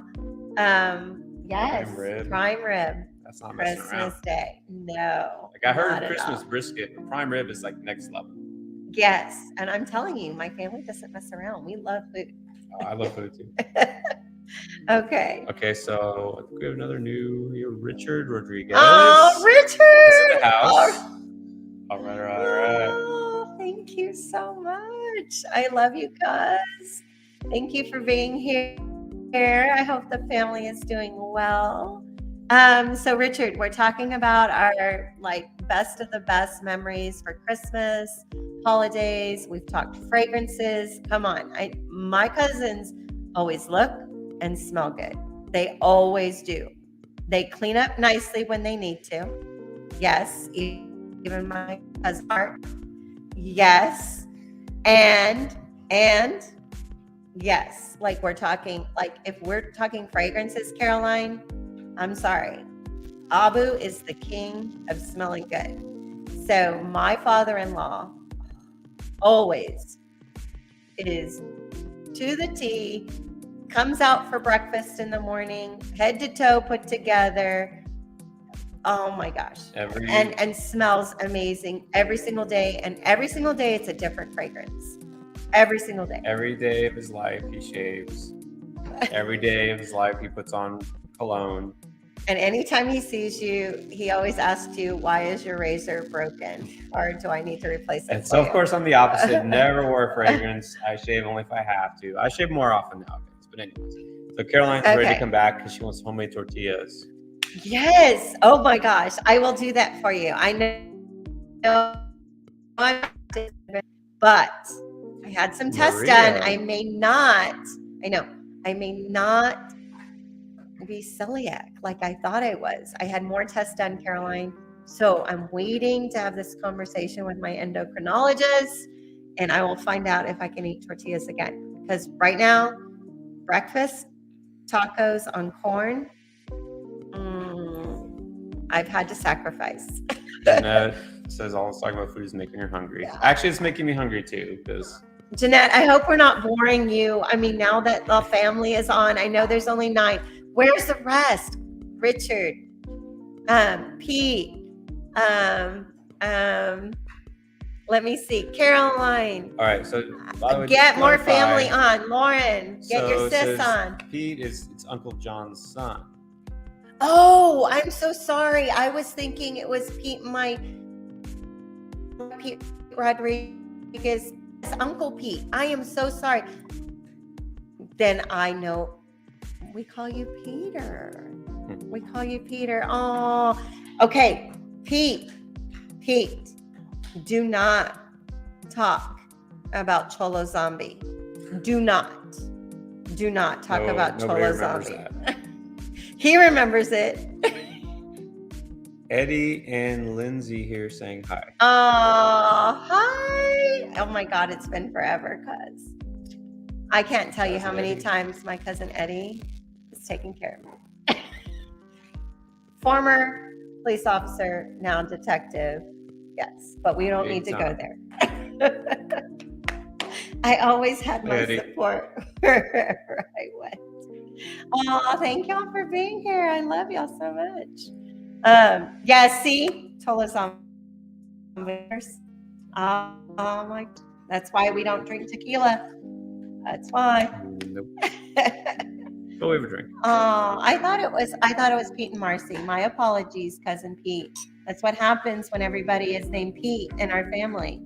Grandpa, uncle, cousin. That's so funny. Jeanette, welcome to the family reunion. Hey, Richard came through.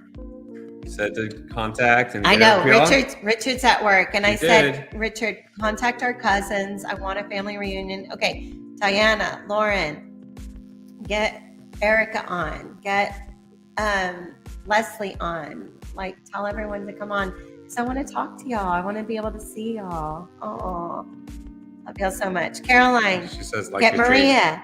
Oh, thank you. Maria's asleep, I'm sure. Maria cannot be asleep. In Miami, it's 1 o'clock. That's true. Maria's asleep. Oh, that's true. Okay. Eddie says, what? Eddie says, correction, now patrol sergeant. Oh, okay. So tell me about that, Sergeant. All You right. haven't been in touch. We haven't talked. I'm No, glad to know it's been a while. you're doing well. Very nice. All Okay. right, so we're talking holiday stuff. Of course, we started. Let's go back to what we were originally with. Do you know if your cousins all wear fragrances? I'm telling you, my family always looks and smells good. All right, so what are you wearing? So, Caroline, give me your top 3 fragrances. Eddie, tell me at least one. Don't say Polo, Eddie. Don't embarrass me. But we No, just had Polo green. Polo green. Look, Yes, we just had. Okay. talked about this earlier. Yes. It is. There you go. Polo blue. Eau de parfum. Eau de parfum. And this one It's good for this time of year. This one is my baby that I was gifted last year. This is Parfums de Marly, Athalia. And if you know the house, Parfums de Marly, it is a very nice, exclusive. Very, very big price difference here between this and this. Yes, but look at this bottle. It is absolutely gorgeous. And I am a Parfums de Marly girl. So if you haven't purchased a Parfums de Marly fragrance for your spouse, Then save up. and do it because they will smell amazing. Mm-hmm. So Means what? this means he sits at a desk now. Maybe. Yes. Well, you know It's what? a lot safer that way. It's a lot safer. I remember when he was on the beat, so it was scary for family and like loved ones and stuff like that. So proud of you, cuz. That's amazing. All right, Caroline, you're gonna like this. Very nice. Carolina Herrera. Good girl. Good girl. Do you have that? I have it. It's in the back. It's in the studio right now. Yes, I have it. It's the one that's the stiletto, the original classic black. Gorgeous fragrance. A very, very nice choice. All Excellent. right, Diana. Oh my goodness. Chanel Mademoiselle. Yes, that is on my nightstand at the moment. So we talk about fragrances, and I had always talk about like we have fragrance trays in our house that are like I'll have in the bedrooms, I'll have them in the living room. I know it's weird for some or in the guest bathroom, but what I always say is everyone should have the opportunity to smell good, right? And because we have so many to choose from, I like to share my fragrances with my loved ones. And Chanel Mademoiselle. Coco Mademoiselle is on my nightstand because I love wearing that To bed. to bed. It's on my nightstand because I love wearing it to bed. But that is a classic go-to staple that needs to be in everyone's collection. I know my sweet cousin Richard, I believe it was my cousin Richard who bought it for his mama, my Aunt Annabelle. I know my Aunt Annabelle has that in her collection. And so, like I said, my family always smells good. And I wish Maria was awake, Caroline, because when my girls think of their aunts who smell good on their daddy's side, and not to knock you, Caroline, because you do smell good as well, but they always think of Auntie or Thea Mia, right? They think of Thea Mia because she has so many different fragrances and she focuses on more of it on. It's more apparent. And then on our side of the family, it's Aunt Jackie. Aunt Jackie is the one, when you hug her, she's always going to smell amazing. All right, so I guess this is Lindsay. I'm guessing this is not Eddie who wears the panty dropper. Aqua de Joe. Okay, no. When they say the panty dropper, you're watching the wrong channels, guys. Come on, please tell me you're not watching. You've got to watch me. Don't watch the panty dropper. The panty dropper, the chick who talks about that. Oh, that channel? Yes. What's her name? I'm not going to mention her. Matter. Yes. Okay. Which way, but Aqua de Joe, there's several.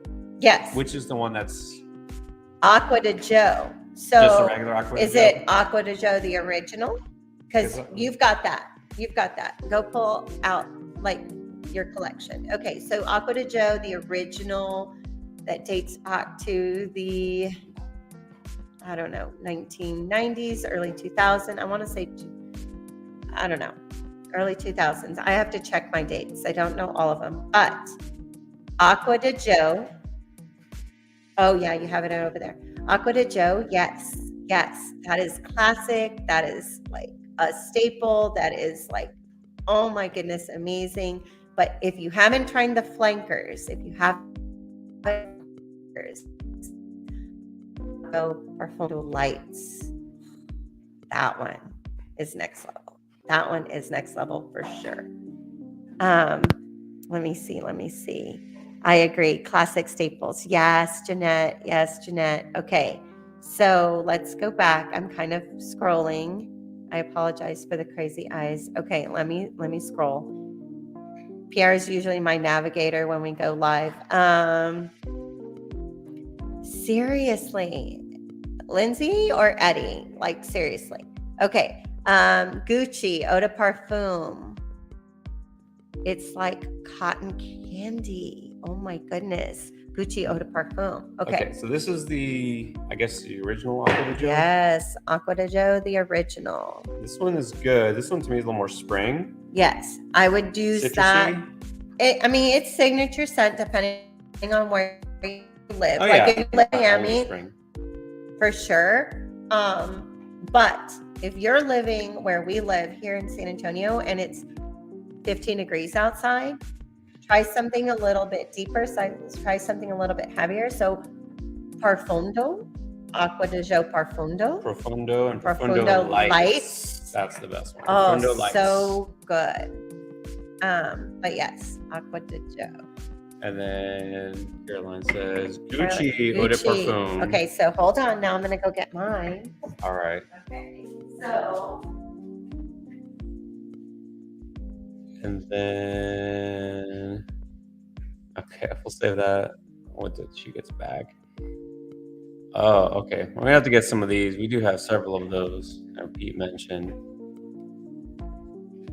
So, Gucci Eau de Parfum. I have several Gucci ones. Okay. This is those two are not early. A little fancier in terms, a little higher price range, but Replica Jazz Club. This is a good one for winter. Of course, if you're in Miami, then forget it. There's no such thing as winter, but this one is really nice. Very sophisticated, a little smoky, which is nice. All right, Auntie Caroline. So, is this what you're talking about, this Gucci? Well, maybe not. because you said Gucci Eau de Parfum. This is Gucci Guilty. This is the one that I have. Okay, and this one is very nice for this time of year. I'm trying to, like, it's reflective. Like for femme or no, this is just Gucci Guilty, and it is parfum because it's female, but this is so good. I don't know why I don't wear this one more often. This one is really nice for this time of year.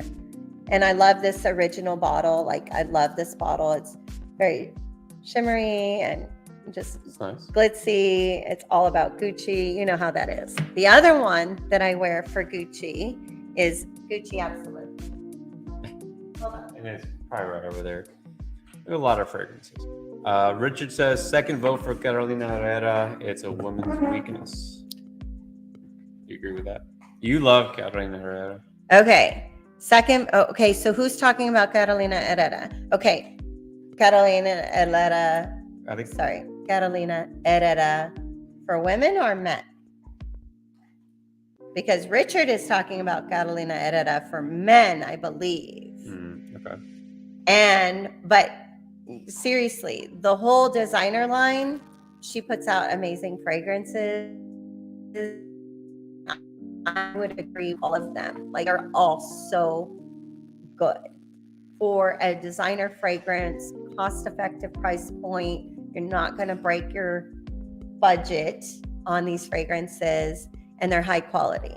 I love the Carolina Herrera fragrances. I've gotten him. I have Good Girl. I don't have a lot for myself, but I know for you, I have a few. Going back to Gucci Guilty, Absolute. This one is so yummy. This one is really good for fall and winter. Good. Okay, what do you think about this? David wears Drakkar. She put LOL, so I guess that was the Did I just laugh? That was the reaction she was Did I expecting. laugh in my hand? Yeah. Okay, so let Caroline. That's just, I want to say that's like a classic guy who I don't want to say minimize it because it's like routine, but it's someone who would normally have patterns in their day and like a regimen, right? Like, what is typical of their day? They would wake up in the morning, they would shower, they would go work out, then they would go to work and shower again, and all of those kinds of things. And then they're kind of regimented in their routine. That's who I see wearing Drakkar Noir. So the best way of saying it's boring? No, it's not. It's someone that is very particular. It's someone that likes nice things, but doesn't deviate from the norm. So it's like a safe fragrance? It is a signature scent. It is classic. And it was very popular, isn't it? In the 90s. Because I've actually heard of it. In the 90s. In the 90s, it was very popular. Well, he's like my age. So that makes sense. Yes, but we need to move on, and we need to get him some Chanel, Bleu de Chanel. I talked about Jazz Club again. Bleu de Chanel. Okay. All right. So my cousin Pete. Okay. So Versace. Oh. Okay. Wait. Hold on. Okay. Richard I'm sorry. says Stetson #1. Richard. Is that you know what? No, he's not. He actually wears this. My cousin Richard, who can afford any fragrance he could possibly want. But he wears that and he enjoys it, and his wife enjoys it on him. And so I'm like, babe, if you can pull it off, and it's not something, because it's on. His wife will wear Prada. His wife will wear the exclusives. And he's like, I'm good with Stetson. And if she's good with that, hey, that's what matters. I love that he's confident and he's bold. He's gonna put it out there, and it works for him. All right, Pete. Versace. 1 million that's perfume elixir. I like 1 million. YSL. L'Homme Parfum. Yes. Uh, I tell you, my you've got some cousins, taste. I'm telling you, my cousins always smell good. Okay, so Versace, beautiful. Anything male, female from Versace, you're gonna smell amazing. 1 million, he loves 1 million. His daddy loves 1 million. Now we don't have the elixir, but that is so good. It really is. And then YSL's L'Homme Parfum. I love it. You have La Nuit, La Nuit de de l'Homme. Okay, so Richard, a good question. What's a good cologne that goes with a dad bod?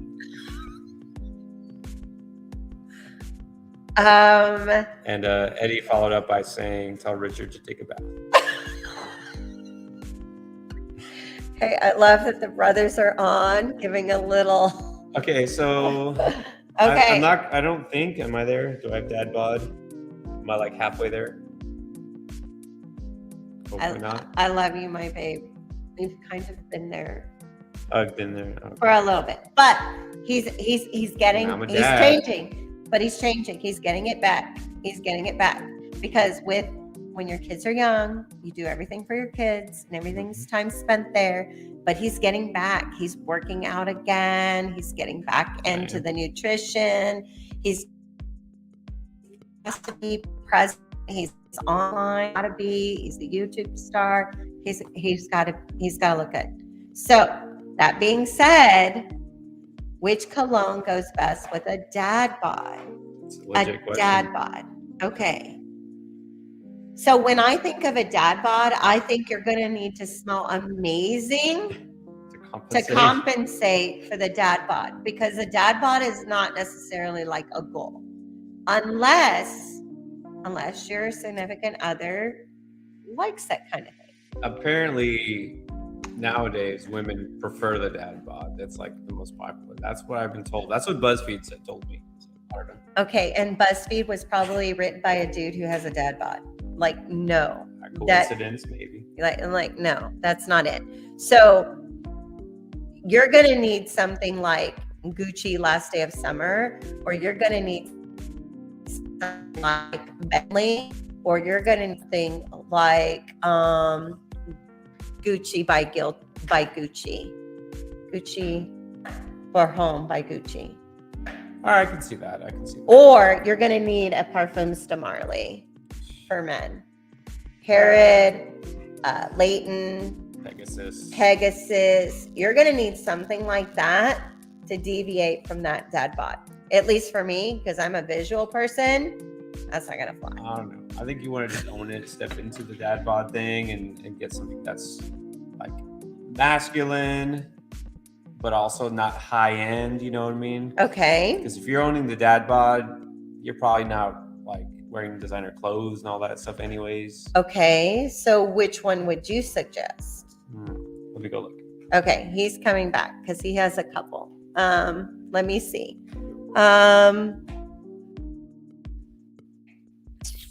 Okay. Hey, Dad used to wear it. Oh, I know, but I'll be used to wear it, but like that was a while back. Abu's almost 90. Let's be honest. Okay, tell Richard to take a bath. Okay, by the way, I texted you. Gucci one I have didn't. Oh, okay, different. Okay, I will check it. Okay, let me check it out. Okay. Oh, that's so sweet. My cousin subscribed. Thank you. Okay. I did all the beautiful. Okay. Yes, I got it. If you got a dad bod, here are two options, because this is very affordable. It's simple. It's noticeable, but it's not overpowering. It's not high end, but it still smells good, I think. I could see dads with dad bods wearing Diesel. Hey, only the brave. That is true. You can't see, it's a fist. And so it's like a punch of fragrance. Okay. And let me tell you, this fragrance here is it smells good. It's cost effective. It is definitely what, $20? Yeah. I seriously think we paid $20 for this. Let me smell it again. Yeah. No, it's good. Yeah, It's good, and it smells clean and fresh.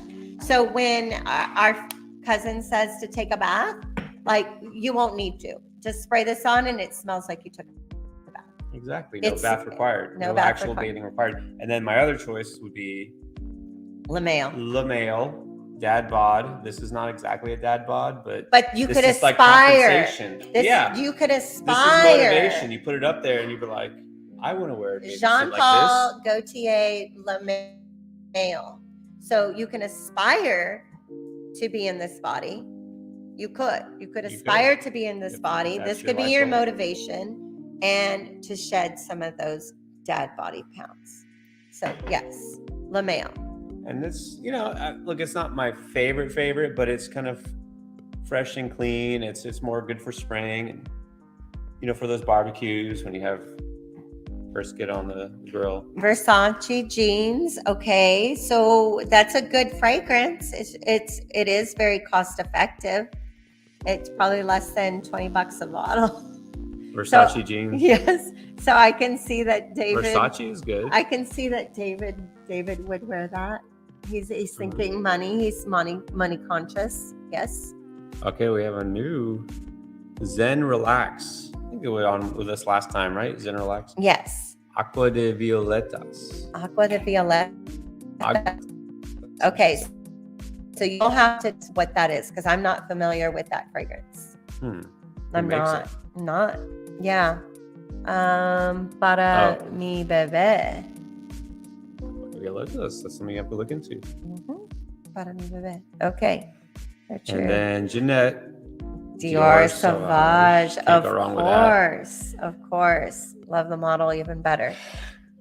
Okay, so Caroline's asking the diesel one again. It's called Only the Brave, right? Only the Brave. Only the Brave. It smells really good. And it's $20 or less. Oh yeah. That's pretty good. $20 or less. Okay, I have to potty. I'll be right back. Okay. Be right back. Tell us something. All right. Yeah, it's a pretty good one. I mean, it doesn't have like too strong as far as any particular kind of note or anything. It's a little musky, I think. It's not citrusy. It's not green or kind of like naturey. It's just kind of a solid all around. It's not overly noticeable, so I think it's good. Okay, no, that's actually pretty funny. Only the brave would wear that. Well, there you go. I mean, think about it.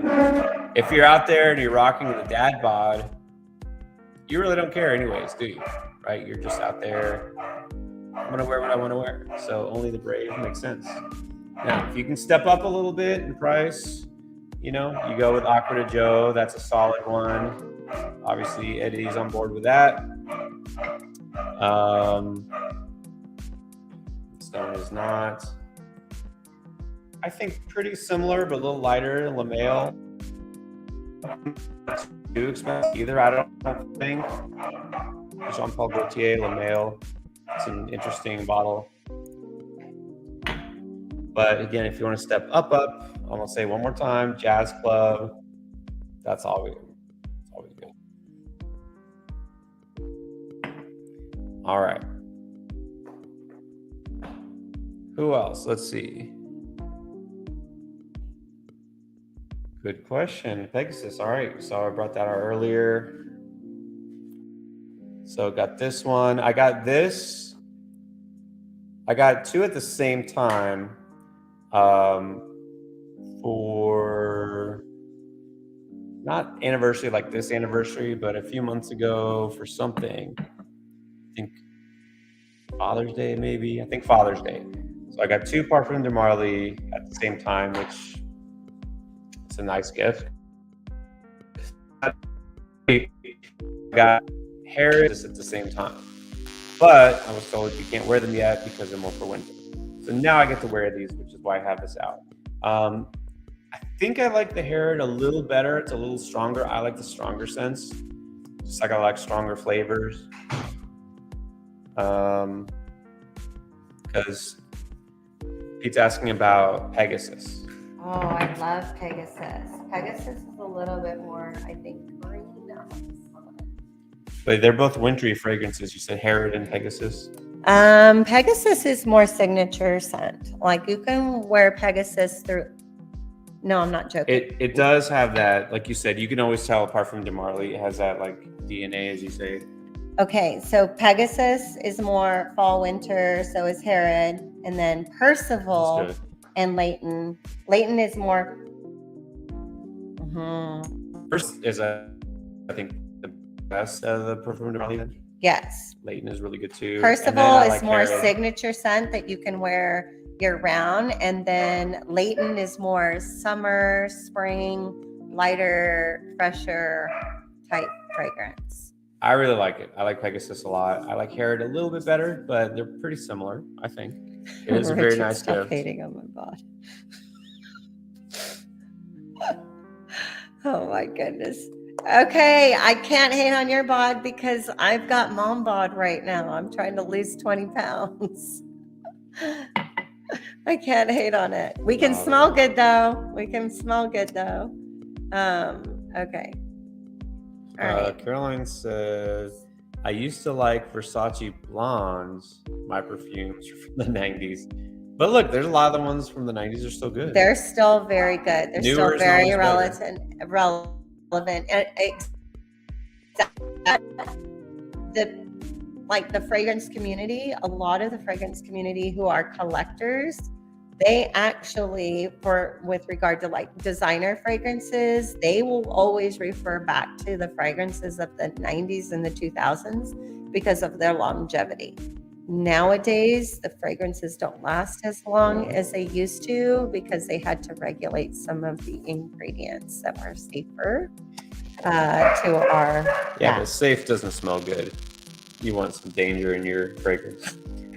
Is this one from? That's. It's not old, is it? Old? No, that's not old. That's classic. Is this one? Your dad used to wear that. Right. That's the number one selling fragrance. That's what they were talking about mentioned earlier. Because I love the gold bar. I know you think it's cheesy, but I don't. Well, okay, I do, but I love that it's cheesy. 1 million, it's a gold.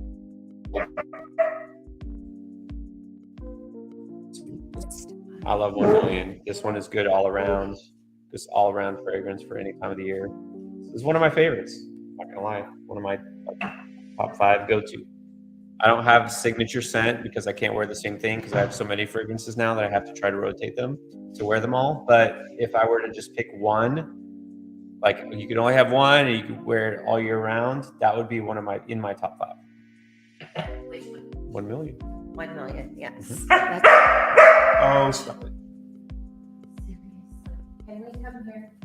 Come here. Come here. Good question. Is the gold bar in the dad bod category? I don't feel like guys who have dad bods would rock the gold bar. I don't think so. I don't think it's a little too fancy. I feel like the fist with the diesel is a lot more appropriate, or something in a very simple bottle. Maybe you could go with the polo. I think the polo would work. For dad bod, yes. Yeah. It's a little too fancy. It's a little too nice, but it's still good. All right, anytime. Richard says Eddie likes high karate. Okay, if you can't tell by now, Jeanette, my cousin Richard is a comedian. Richard, yes. Richard does have a very good sense. Oh, okay. Well, now Lindsay says that Richard likes Old Spice. Yeah. See, they're just hating on each other. How do we feel about Axe? Axe? Is that Oh my God. okay? Okay, cousins, let's be good. How long do you? Okay, good question. Caroline says, "How long can you keep a perfume? I have some that might be a few years old." Usually they will say on the carton the lifespan of the bottle is usually 24 months. Really? They say Yes, it says it, and I'll show you. it? I did not know that. I had no idea. Let me get a box and I will show Caroline. But yes, tell her that. Interesting. Not in the bottle. Okay. So, in the box. Okay. So apparently it says on the box, kind of like, I guess, like an expiration date. I had no idea. I just learned that. I assumed that fragrances were like wines where they got better with age, but apparently not. So she says there's an expiration and usually it's like 24 months. So if they're a few years, probably it's like kind of like with medications, it's just kind of just they lose their effectiveness, Okay. They don't spoil per se, they just like don't have much to them. But, and Jeanette will know, Jeanette, if you're still on, she will know, like it is what they will recommend as the quality of shelf life. Let me see if this one says it. This one does not say it. Some of them, just like cosmetics, at the bottom of your box, it'll have the container and then it'll have a number, 12, 24. Usually 24 is the max for shelf life. But like I said, I used to work at the counter and we would have fragrances in a warehouse and in a storage unit that was not air conditioned. Usually your fragrances will be fine and not until you actually do your first spray. So once you start, open it. Yes, you open it, you do your first spray, you start allow the air, the oxygen to get involved in the whole process. Okay. And so, but that being said, some fragrances, and you'll hear so many people from the fragrance community who actually are collectors and people who have a massive collection, they will say that their fragrances get better over time. And the coloration, right? But how much time? As it starts to almost like a fine wine. Well, that's what I said. I assumed it was like it would just change, it would like mature. But Is there a point where it starts to go downhill? Like it's like, okay. I think with anything else, you can pretty much tell whether it's compromised or not. But like these fragrances that I have recently received or gotten, they don't have a specific shelf life. So you kind of have to go with the product. You have to go with who is the manufacturer and then go from there. So Jeanette says, as long as you keep them in a dark, cool spot, yes, then they should be good for several years. Yes, and that is true. You want to keep them away from humidity. You want to keep them away from sunlight. You want to keep them away from... Paloma's here, that's fine. Yeah, I know. Caroline says, I might have to throw some away. No, we always throw the box away. They still smell good. You can use them. Yeah, you don't have to keep the box. I mean, she keeps the boxes, but that's more just for the collector, aspect of it because she has so many.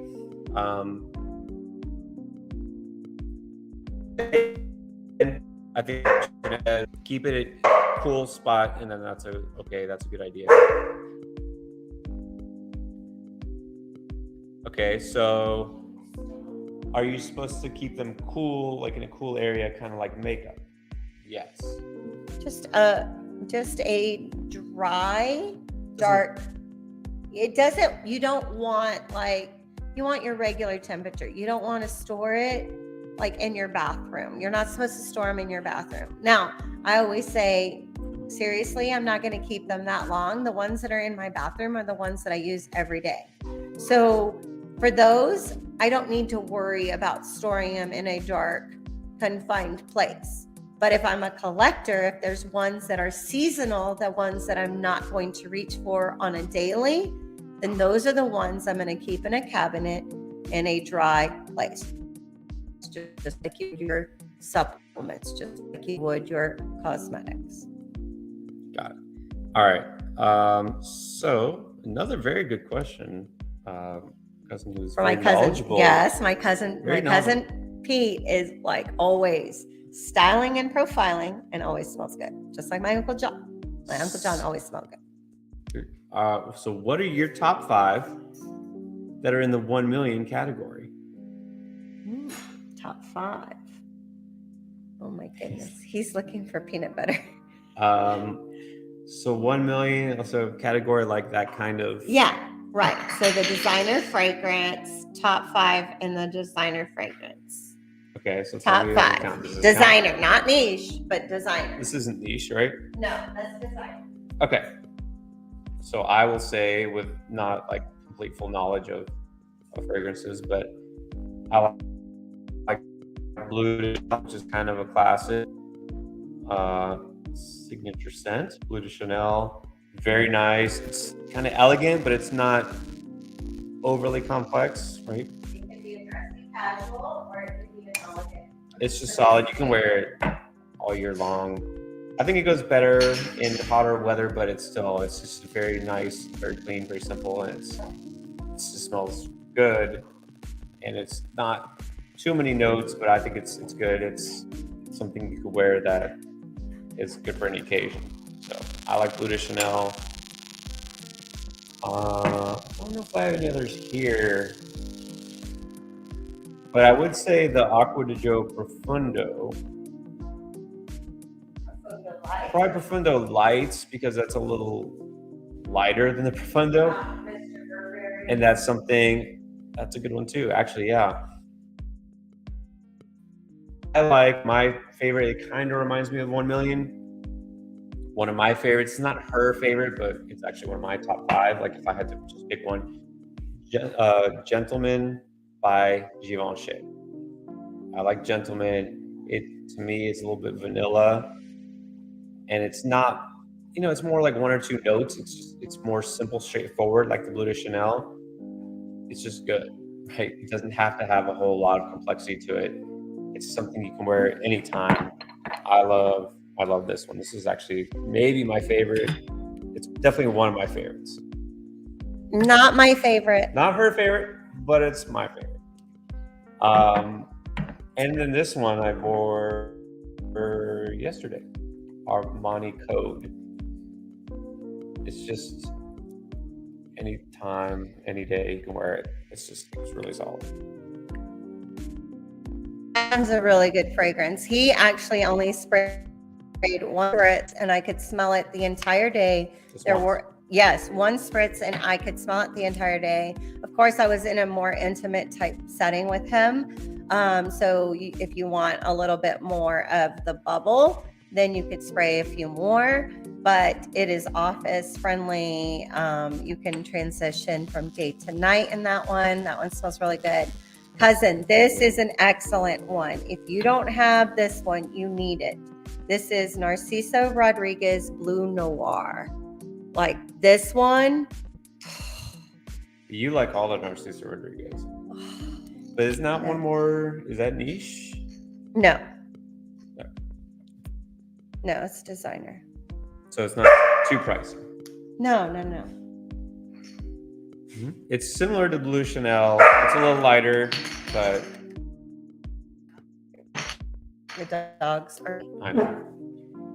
Why do they behave when Daddy's on YouTube? But why doesn't my babies behave when I'm on YouTube? Good question. So Lindsay has a question. What goes good? Or no, I guess this is Eddie. What goes good with barking dogs? Eddie, shut it. Anything in our house. Look, we're dog people, no apologies. Yeah, calm down there. She just means like closer proximity. All right. Like she could smell me because we're like here, not like your coworker can smell you from a distance, because you should always keep your coworkers at a distance. All right. Good question here. Speaking of Paloma, because our Paloma just came home, Diana says she recently saw an ad for the Paloma Picasso. Are they bringing that? Yes, that is a classic staple. Oh my goodness, gorgeous fragrance. And yes, Paloma Picasso. Well, I mean, we have to get that because we have a Paloma. Yes, you are correct. Yes. And you have to tell Eddie to simmer down. What is You say, Eddie what do you saying? mean by intimate details, please? Oh, Lord. Okay, because we're not going there. Anyways, What are y'all drinking tonight? Anyone having cocktails with us? Anyone having Christmas cocktails? Because this is Christmas cocktails and colognes. And for my family who's watching, and for Jeanette, you know, we are here every Friday during happy hour, every Friday after Pierre's show. So if you're not subscribed to his channel, please make sure you are. And 1,000 subscribers. And if every single one of my family members subscribed, I would be over 1,000. I was gonna say. So come on, fam. Come on, help a girl out. This teacher wants to retire. Okay, so Diana likes Viva La Juicy. You talked about that like 2 weeks ago. Yes, Viva La Juicy. So if you have not tried Gold Couture, it is vanillic, it is creamy, it's alluring, it's sexy, it is just spot on, perfect for fall and winter. Viva La Juicy Gold Couture. Did you say what are you drinking? Yes. Okay, so we have one vote for chocolate milk. Nice. All right. Zen Relax. Very good milk. Is it like warm cocoa with marshmallows or just straight up chocolate milk? Probably just chocolate milk. Like, Jack on the Rocks. Oh my God. You and my brother. Okay. There's an Eddie. Okay, I think she has to go. All right. Maria just got Insurrection for Dad, a dupe for Creed. Insurrection? Okay, dupe for Creed. Yes. Abu just needs Creed. Like Creed Adventus. Yes. Like Pierre has Creed Adventus, Pierre has Irish Creed. Don't get me started on the quality of the bottle or the atomizer or the top, because for the amount that you pay for Creed is not what you get in the bottle. Look, for how much it's talked about and this is pretty cheap bottle. It is, yeah. Like, and the smell is like, it's fine, like it's good, but it's not amazing. Like it is a good fragrance. Good, it is a good fragrance. But I don't get what the hype is about. Is this like everything you should have in your collection? Should you spend $350 or $400 on this bottle? Seriously, like they need to do a better job with presentation and product development, because this it's cheap, and I will say it forever. This is high quality, amazing, heavy weighted bottle, gorgeous top, and this is like $90 a bottle. So, and it smells even better. Babe, can you take her for a walk, please?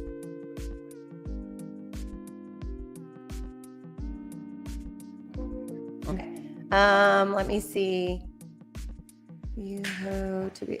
Oh, okay. So he's drinking Yoo-hoo. You love that. I love you. Wow. Zen, Pierre loves Yoo-hoo. That's nice that you're drinking that. I love chocolate water. Okay, nice. My cousin Laura, I had a hot whiskey cider. Very, very nice. Yes, hot whiskey cider, so appropriate for this time of year. And I know you're safe at home, so that is absolutely perfect for this time to be cozy. We talked about having our fireplaces lit today and yesterday because it was a cold 17 degrees. So yeah, not fun. Okay, my brother-in-law likes a Mont Blanc Explorer. Yes, Pierre had as well. That's a very good classic fragrance, signature scent. Very, very nice. Not going to break your bank either. Very budget friendly. Okay.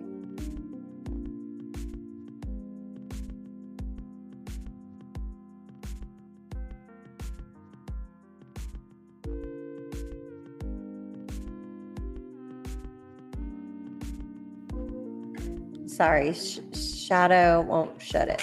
Okay. Chrome is cheap but smells good. Emporio Armani. This is amazing. So yes. So I did bring it over, I thought.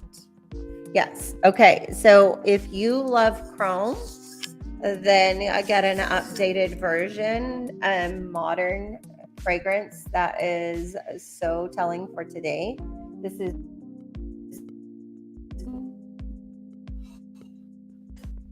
This one is so good. So if you like Chrome, and it is classic and it is cost effective, try Chrome Extreme. You can't go wrong with this one because it's not expensive either, and it smells amazing.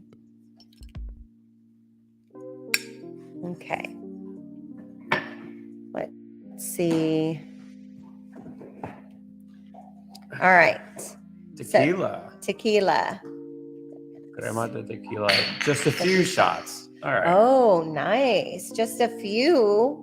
Very nice. See, Pete is all there. Pete has got it together. Got the fragrances. Okay. So in our house, if we're going to sip on tequila, not me, because I become the Hulk, him, it's what's his name? No. Don Julio. Don Julio, 1940. 40. 19. Yeah. This one only place I can find it is in Mexico. Progreso, Mexico. Very, very nice. Very nice. You'll have to screenshot and send me the bottle because I'd like to see that. Go get it. Did you already see this about Mont Blanc Explorer? Yes. I already put it up and we already talked about it.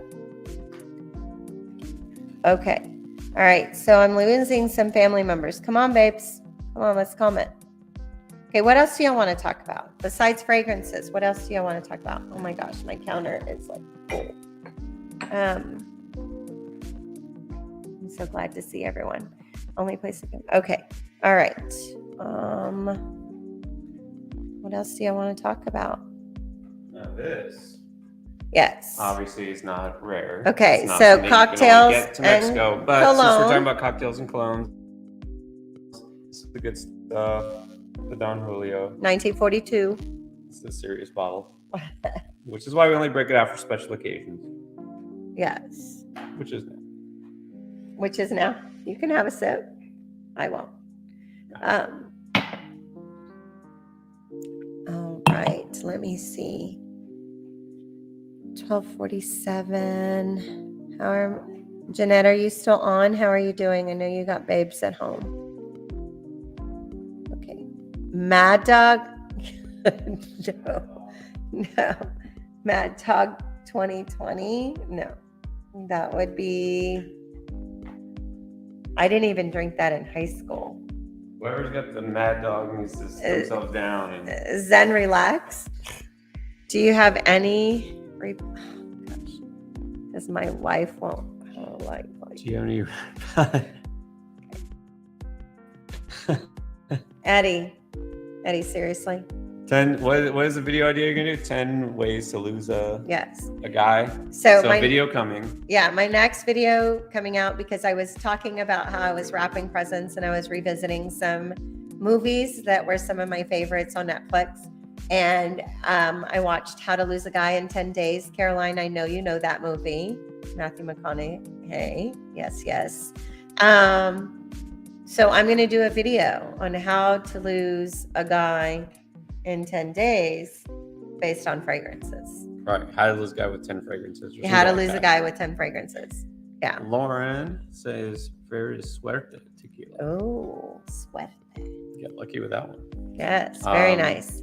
And then can you post the name of the one fragrance that you recommended, please? Yes. Okay. So...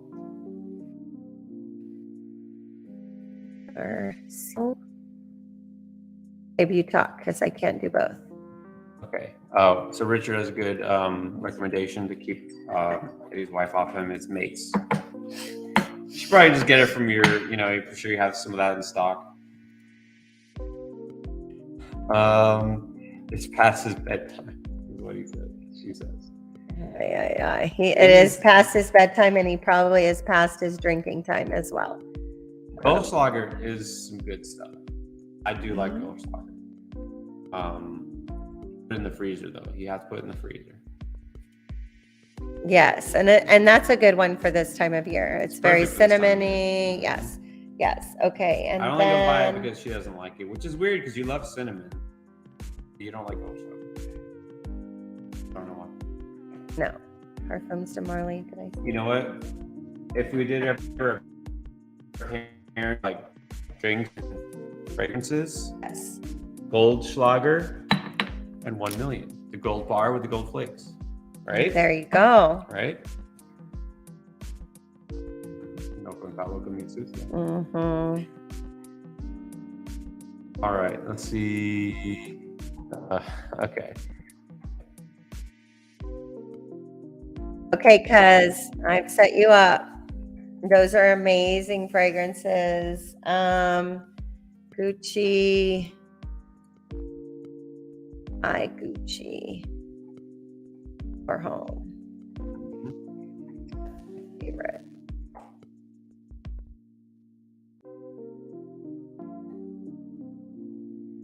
Cape Top. Are we talking? What are we talking now? I don't know. What do y'all want to Fragrances talk? still? Or we're going back to movies. I don't know. Dirty socks work, bro. Oh Lord. Okay. Let me see. Okay, keep going because there's one more. Yeah, keep going. We got a ton here. I have like 20 fragrances on the. So we have to wonder now, after tomorrow, how many more fragrances will be in the household? Because I'm going to guess Santa Claus is going to bring you some fragrances. I'm going to guess Santa's going to bring me some fragrances too. You know what? He says that, but I was on a shopping freeze. I was told to cut it. So I don't know. Go ahead. Okay, so Zen Relax seems to be drinking like 5 things at once because now he's going to Colt 45. Oh my God. It works every time. What else? Fragrance a lot. This is the main focus here. It's the fragrances. Yes. And so next week you get to talk about what fragrances you got for Christmas. We can definitely talk about that. Like what fragrances we got for Christmas, or what do we plan to wear for, New Year's? Which fragrances do we want to ditch and declutter? Which fragrances do we want to add to our collection? We could go on and on. So another one of my favorite bedtime scents. This one is La Petite Noire Robe Noire Légère by Guerlain. This one is a nice, sweet, juicy, calming, beautiful fragrance for bedtime. Love this. A little black dress. Yes. All right, there you go. You get to talk about. Still one from my homie. Okay. Another one that I like for bedtime is by La Perla, and this one is an eau de parfum. La Perla. I know that's cool. That's a cool bottle. It was cool. This one is beautiful. Oh my God, seriously. Okay, the dogs are gonna go to my parents' house next time. Next one. Candies? Is that what this is? Favorite candies? Okay, sure. Like for the holidays or just in general? I don't know. Holidays, I'm guessing. Holidays candies? Seriously? But is there such thing? Peppermint patch. I'm gonna try to cut down on the candy. My favorite candy in general, or candy for the holiday. I don't know. I'm not a big candy cane fan. I'm just gonna say, like, mint is fine, but to me, I associate mint with like toothpaste. And mint flavor is, again, I don't mind it at certain times with certain things, but like, sucking on a candy cane is like, okay. What's that? Peppermint bark. It's pretty good, but again, talk about like holiday candies. I'm not a huge Look at candy fan. Caroline candy corn. Oh my Yes. God, you and Ava both. Okay, Oh my legit question. God. Why don't they make a Christmas themed candy corn where Because it's red and green? it's nasty. Nobody wants that year round. Like Really? it's bad enough. That's the kind of stuff you give out to kids you don't like at trick or treat. Yeah. Like the goat. No, awful. And she says, I second peppermint bark too. All right. Oh yes, peppermint bark. Okay, yes. But then that's we're really talking good. about Ghirardelli. things. Then he's Ghirardelli, talking peppermint Snickers, bark. Charleston Chew. These are like kind of random, not holiday themes. Okay, Zen Relax. We want to know your real name Okay. So because I want to say that. This is someone you know. Yeah. Okay. Favorite candy ever? Number one, whatchamacallit? Whatchamacallit before I was gluten free. That would probably be my ultimate favorite bar. Number two, Reese's Pieces. Okay. Okay. There you go. I love you. You can have it. Is it full? I need some. Skittles. No, I don't need any. Lauren Okay, you is can take a it. Skittles girl. Oh, nice. I didn't know that. See, I'm getting to know a lot of things. We love Skittles. Volleyball team. They're Yeah, sugar no high rush. if they're crashing. What's your favorite? What? Yes, whatchamacallit. Yes, Caroline knows the answer. It is whatchamacallit. I love whatchamacallit. Before I was gluten free. Now, Chamoy. Does chamoy count? Okay, chamoy. Hated it when I was like younger. Hated it, and I thought, ew, no. Cousin Diana loved it. Always had it around with her Chinese candy. I thought it was disgusting. But now You love it. what do I want? A chamoy margarita. That's true. You ordered that the other day. Mango Paloma loves chamoy margarita. Mhm. If I'm going to go to, what is that? Snow ice place? Oh, Ash Plus. No, what is it? Yeah, but the one, Bahama Bucks. If we're going to go to Bahama Bucks, it's going to be a cherry with one top. So, Twizzler. Oh my God. That's so lame. I don't understand people who like Twizzlers. God, I'm saying this because my mother loves it. And my nephew Jared loves Twizzlers. Mhm. And Ava loves Twizzlers. I just don't get the texture Ava loves everything. and the with lack sugar. of flavor. Chamoy was Yes, there. chamoy is a Diane. Chinese kind. Yes, I know. And I would never ever jump on that. I would always say, no, thank you. I'll just take the pickle by itself and nothing else. Alright. Okay. I'm gluten free, but I still eat it. Worth it. Oh my gosh. No, I can't. Caroline eats a lot of things she's not supposed to eat. I know. Just like It's Ava. worth it, I guess. Okay. Yes, and pickles. Yes, for sure. Is my friend Jeanette still on? Okay. Wow. I hate the smell of Twizzlers. Me too, Caroline. Don't like it. Cigarette gum. Oh, seriously. Who is Zen? Okay, which one of my cousins is Zen? I'm pretty sure it's a cousin. Yes, pickles, for sure. Just had one last night. You did.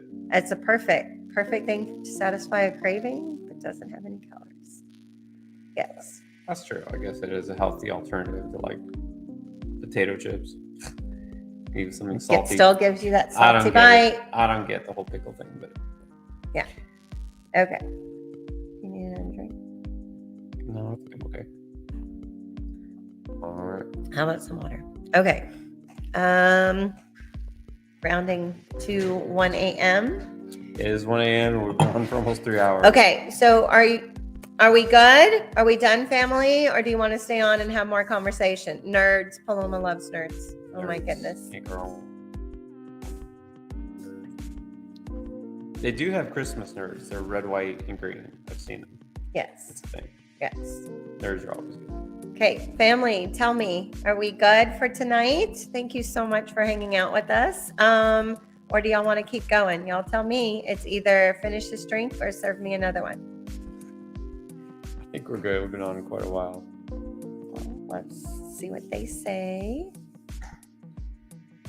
Comment below. Do y'all want to stay on? Or are we good? And Merry Christmas to all. Tell me. Got some cooking to do tomorrow. Yes, and I do. The wrapping is done. The wrapping is done, but I have some baking and cooking. Okay, scents for dryer sheets. Do they conflict with perfumes? Yes. I don't like scented laundry detergents. I don't like scented laundry sheets. I don't like any of unscented. The best because they put cheap chemical synthetic fragrances. And it's not good for you anyways, right? The health No, wise, no. fragrances. It's not. Yeah, Zen is ready for night-night. Okay. All right. All right. Well, it has been real. And I love y'all so much. Thank y'all for being here. Y'all are amazing, and I love my family so much. It was great to talk to everyone. Yes, good night. Merry Christmas, and we'll see you before New Year's. Okay, Check out the December tray coming out soon. Yes. Videos coming soon. Yes. Hopefully I was able to. Okay, nice. Yes, love you. All right, peace and love, everyone. Good night.